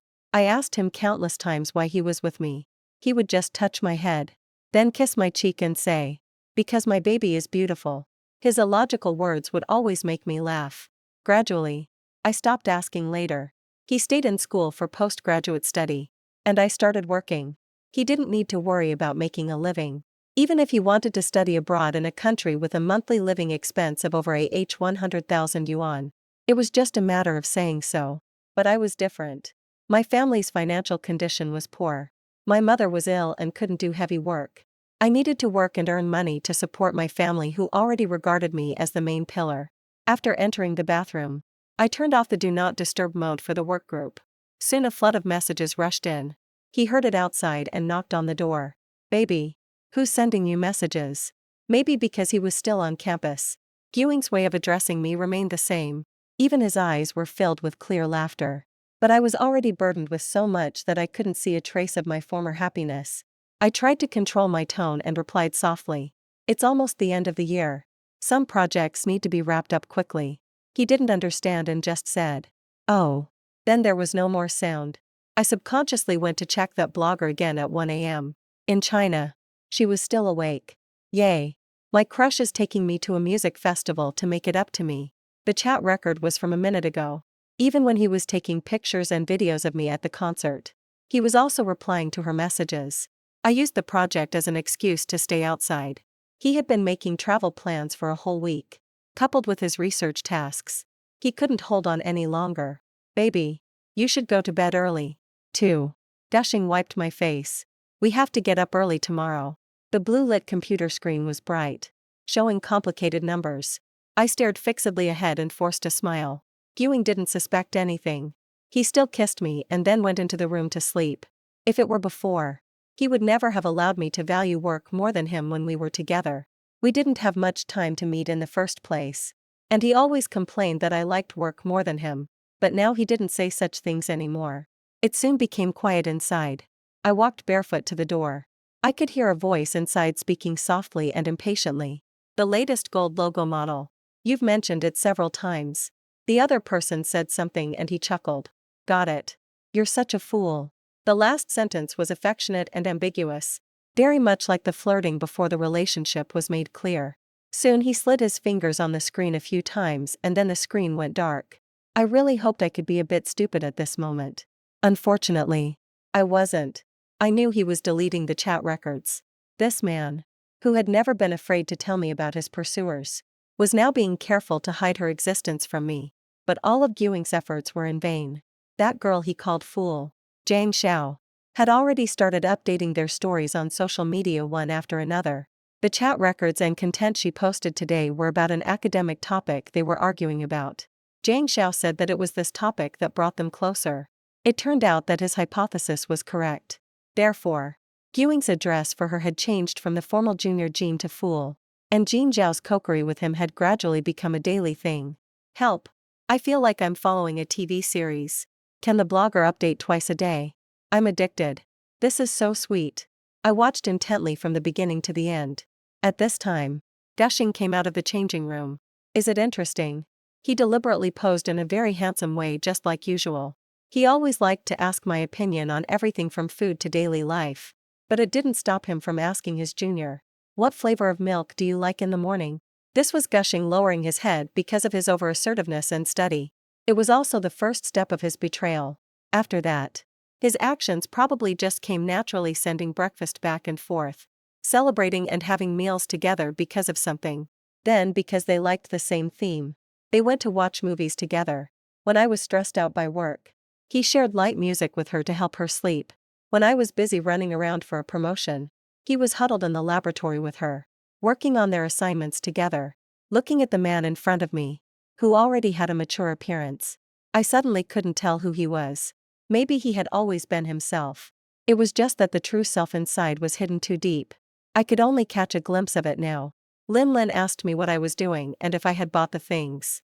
I directly shared the post with her. Within 5 minutes, she called me with an international long distance call. The first word she said was a swear word. What's going on? Mr. Perfect is cheating. Hearing her say this, I was sure of what I thought in my heart. But on the surface, I still said no. Maybe we're overthinking it. Lin started a tirade after a long time. She took a breath. I bet you're not blind.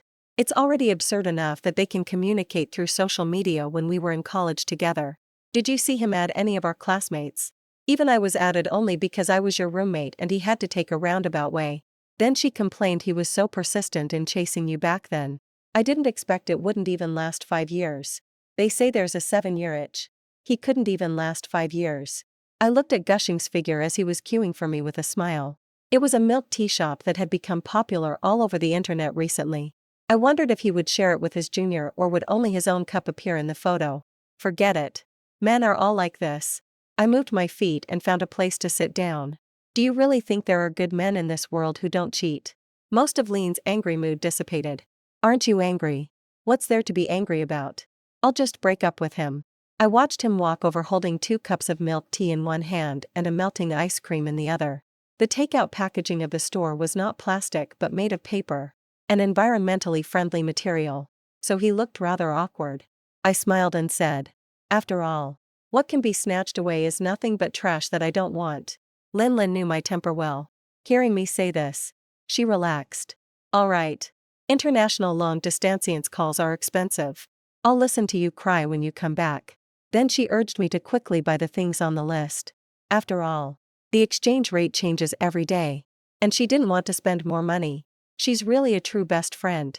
Just as I hung up the phone, Ewing was already standing in front of me. Wait a moment. I raised my phone and took a photo. You look handsome. You don't mind if I post it on Moments, do you? The smile on his face froze for a moment. What are you talking about? I'd be surprised if you didn't post it. Then he handed me the ice cream.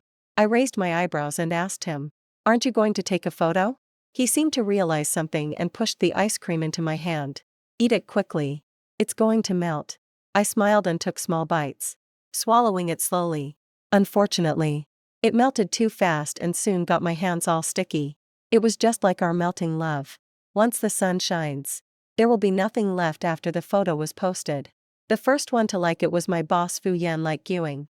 He was also the second-generation heir of a wealthy family. But the two of them were different. Dessing liked campus life and chose to pursue postgraduate study after graduation, while Fu Yan took the 1 million yuan given by his parents to start a business. I was the first person he hired. At that time, I was young and full of energy. After several years of hard work, the company has stabilized. Besides the annual increase in salary and dividends, I also have more and more work. He wasn't the type to mix work and personal matters. Even though we talked every day, the conversation was always about work. He knew from the beginning that I had a boyfriend, so he kept a clear line. But now it seemed different. After liking the photo, he directly called me. Looking at the photo, "Did you break up?" His voice was not low, and Ewing could hear it. He immediately looked at me with dissatisfaction. If it were before, I would definitely have comforted him first. But today, I suddenly didn't want to do that. So, I just followed his words and said, "Why do you ask suddenly? Are you going to give me breakup consolation money?" Fu Yan seemed to think for a while and then said, "Seriously, it's not impossible." I was amused. I simply took 2 steps to the side. I didn't notice at all that Ewing's face had turned gloomy. He lowered his head and sat there quietly in the noisy environment. I didn't know what he was thinking.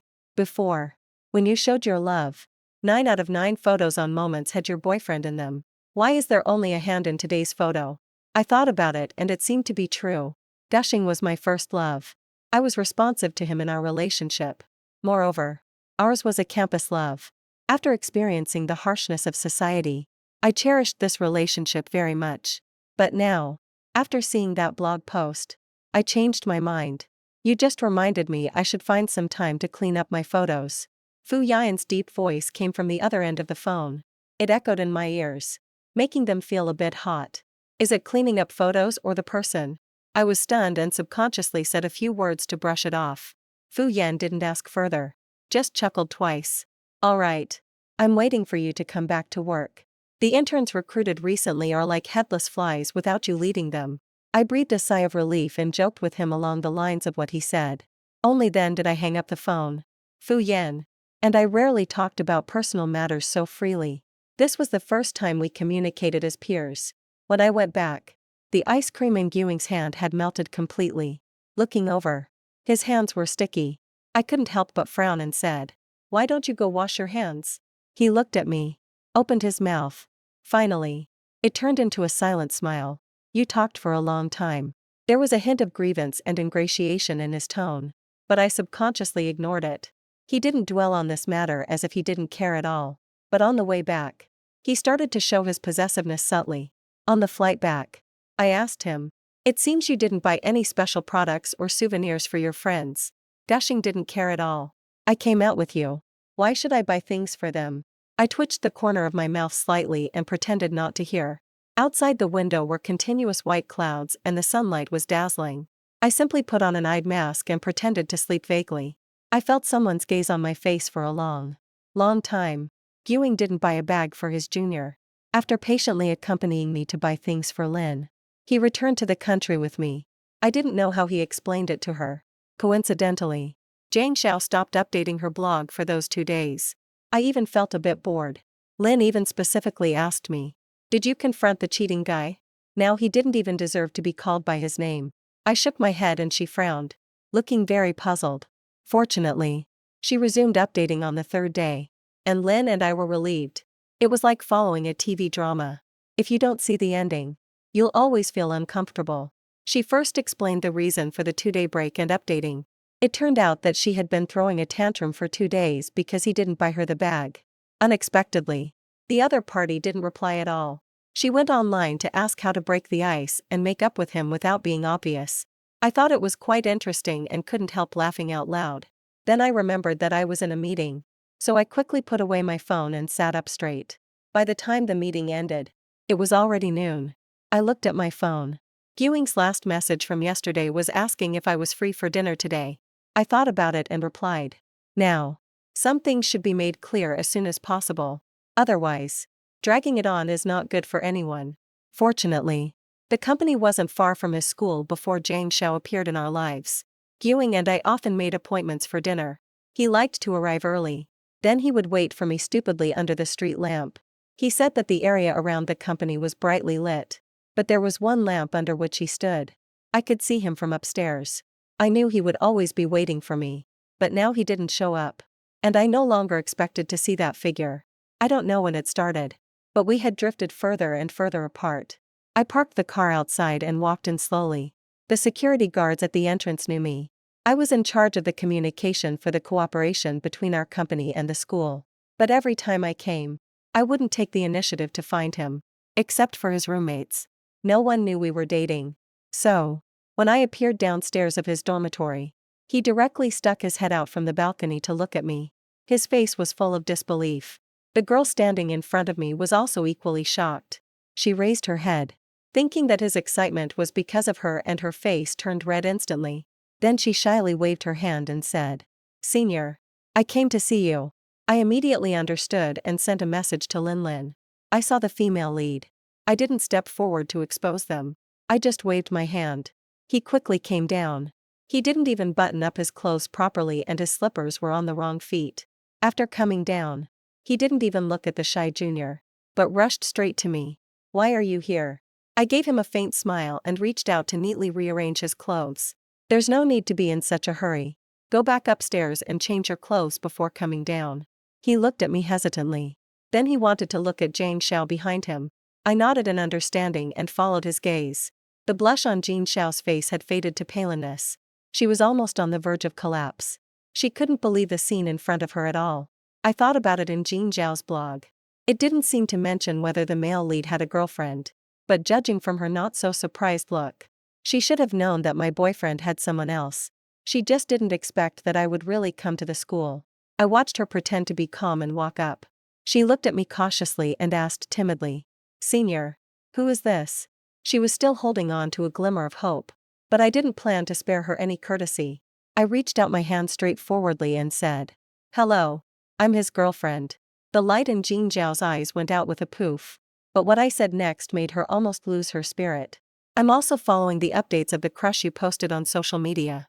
I deliberately raised my tone, acting very natural. My boyfriend immediately sensed something and subconsciously looked at Jane Xiao. What social media? What crush? No wonder he was so sensitive to these points. Zhang Xiao had flirted with him from the start, saying that he was her crush. One act of being forward had made her introverted for the rest of her life. Zhang Xiao's surface calm finally couldn't hold up. She shook her head, her eyes red. "I don't know what you're talking about, sister," I sneered. I felt like the evil female supporting role in a novel, trying every means to taint their relationship. "Unfortunately, I wasn't," I said lightly. "I've seen all the records of your affair, including your chat records." Thanks to Jin Xiao sharing loving personality after seeing the rose tattoo, I had been on my guard from the first post to now. There were dozens of them. Each post had 9 records.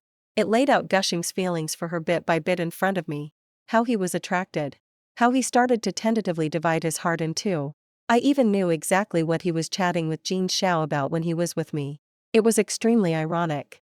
Jin Xiao's face looked very ugly. Ewing's face wasn't any better. He forced a smile and was still trying to explain. "Qing Xin, do you not trust me now?" I stared at him steadily and sighed.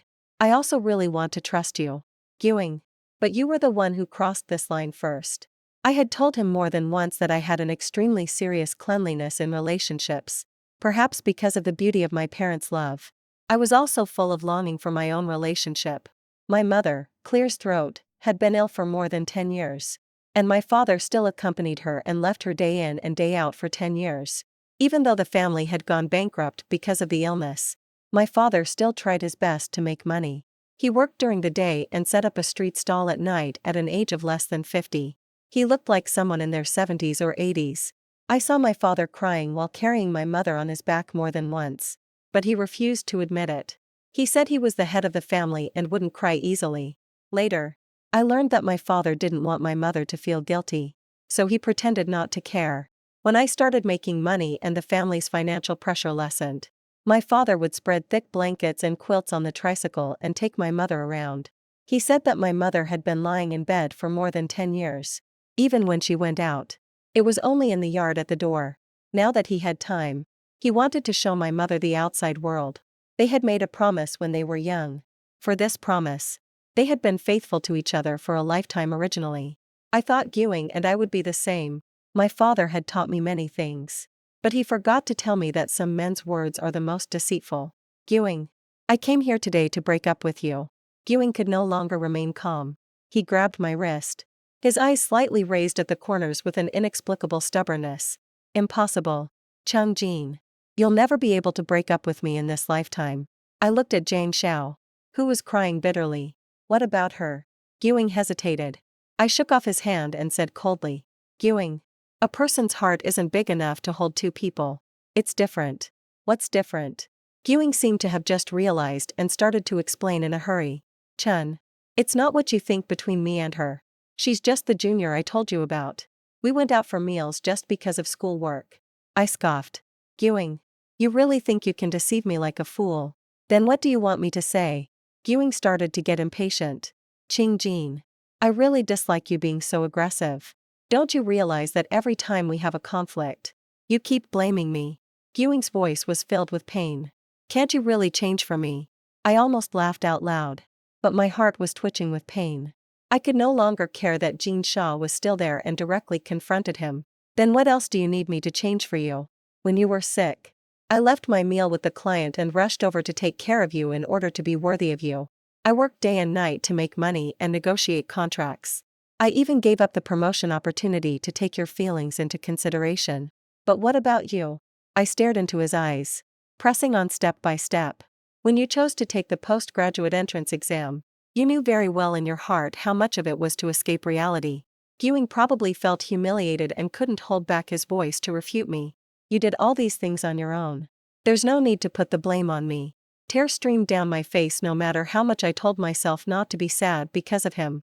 But hearing him say these words with his own mouth, I still couldn't help crying. This was the man I chose. The man I wanted to spend my life with. Looking at Jang Xia, who was watching the show, I didn't say anything more. I just gave him a hard slap. Ewing, from now on, you go your own way and I'll go mine. Ewing's gaze seemed to be burned by my tears. He quickly mumbled, that's not what I meant. But no matter how much he explained, it couldn't repair our relationship. Falling out of love means falling out of love. We should be more straightforward and not keep harassing. After that day, I deleted all of Ewing's contact information. I also moved to a new home, which was closer to the company and more convenient for commuting. Looking at the small rental house with only my things inside, I suddenly felt a sense of stability, as if this was finally a home. Perhaps in the future, I should buy myself a small house. The news of my breakup quickly spread throughout the company since I no longer needed to take leave for personal matters. I started going on business trips with my colleagues. They all said that I now exuded an air of a female CEO. Maybe this was the state I should have been in after leaving Ewing. Fu Yan also began to ask me if I wanted to have a meal together since it's the boss's treat. It would be a waste not to take advantage. Besides, Fu Yan was always generous. Whenever he treated someone, it was always at a high-end place. During the early days of starting the business, he tightened his belt. But when it came to treating clients to meals and drinks, he would order the most expensive items. I was impressed by his magnanimity. Later, I found out that the money for starting the business and for entertainment in his family was separate. The reason why Fu Yan could be so generous was that the payment card was bound to his father's account. After learning the truth, I regretted it so much that it hurt. If I had known, I wouldn't have been so cautious about what I ate every time. Therefore, whenever he organized team-building activities or treated interns to a meal, I would eat heartily and accept everything offered. The situation was the same this time. Aren't you afraid your boyfriend will get angry this time? I grinned. Well, we're about to break up anyway. My best friend knew about the breakup. The company knew and the boss knew. Only the male protagonist himself didn't. No. Just like I didn't know his heart was wavering between Jang Xiao and me. As the boss, Fu Yan was really wealthy. He directly took me to a reservation-only Western restaurant. Feeling that I didn't deserve such a treat without doing anything special, I ate with trepidation. Just as the dishes were served, I happened to run into Jang Xiao, who was now a bit popular online. And sitting across from her was none other than Gushing. Fu Yan saw them, too. Do you want to go say hello? I raised my eyebrows. Are you sure it's not to cause trouble? Fu Yan's scrutinizing eyes swept back and forth on my face. Finally, he crossed his arms, lowered his eyes, and chuckled. You women are really heartless. You can stop loving just like that. I'm no longer a student. Looking at Jane Shaw, who was chatting and laughing. Her face was full of youthful vitality. She wasn't extremely beautiful, but her temperament was outstanding. There was a beaming smile on her baby-faced features, making people feel warm at the sight of her. I said softly. I was wondering what the reason for his infidelity was. Now I understand. Oh. I smiled, then suddenly realized that the man in front of me wasn't the right person to talk about this. I waved my hand and said, "It's nothing." Fu Yan stopped smiling and looked at me seriously. You don't need to be on guard against me. I was stunned and stared at him blankly. Maybe you can try to change your attitude towards me now. Don't just see me as your boss. You can also treat me like Lin Lin. When we first started the business, we didn't have regular meal times. Once when I went out to negotiate business, I drank so much that I had a gastric hemorrhage. Lin Lin cried and stayed by my bedside. She even rushed to the company and scolded Fu Yan for being an unscrupulous boss. That's how they got to know each other. Later, whenever Lin Lin heard that I had to work overtime, she would drive over to bring me food. Sometimes she would also bring a portion for Fu Yan. Lin Lin liked to stay in the office with me when she was free, even though she would fall asleep while waiting. In her words, this was called spiritual companionship. Thinking of my unique best friend, I couldn't help twitching the corner of my mouth. Mr. Fu, there's really no need.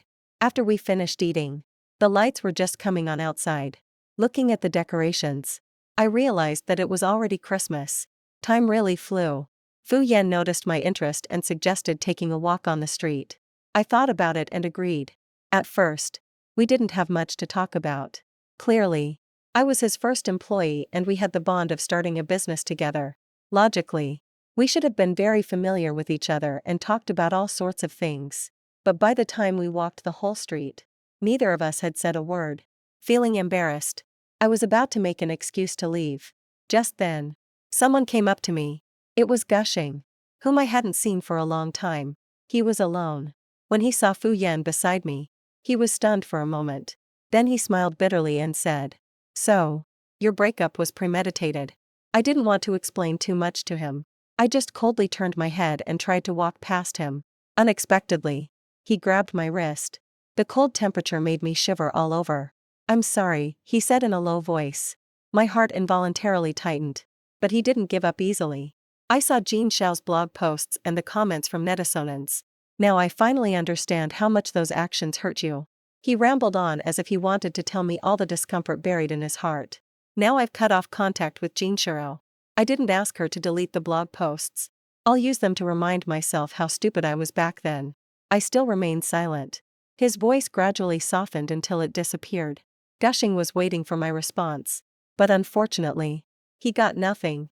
I just stood there calmly, then turned my head to meet his gaze. His once clear eyes were now full of bloodshot, and his cheeks had sunken in, making him look haggard. But what did that have to do with me? I looked up at him and finally spoke.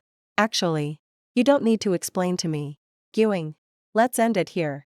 I turned around and walked forward. Fu Yan caught up with me. As for Guing, I left him behind. I will keep moving forward. Keep moving forward without looking back.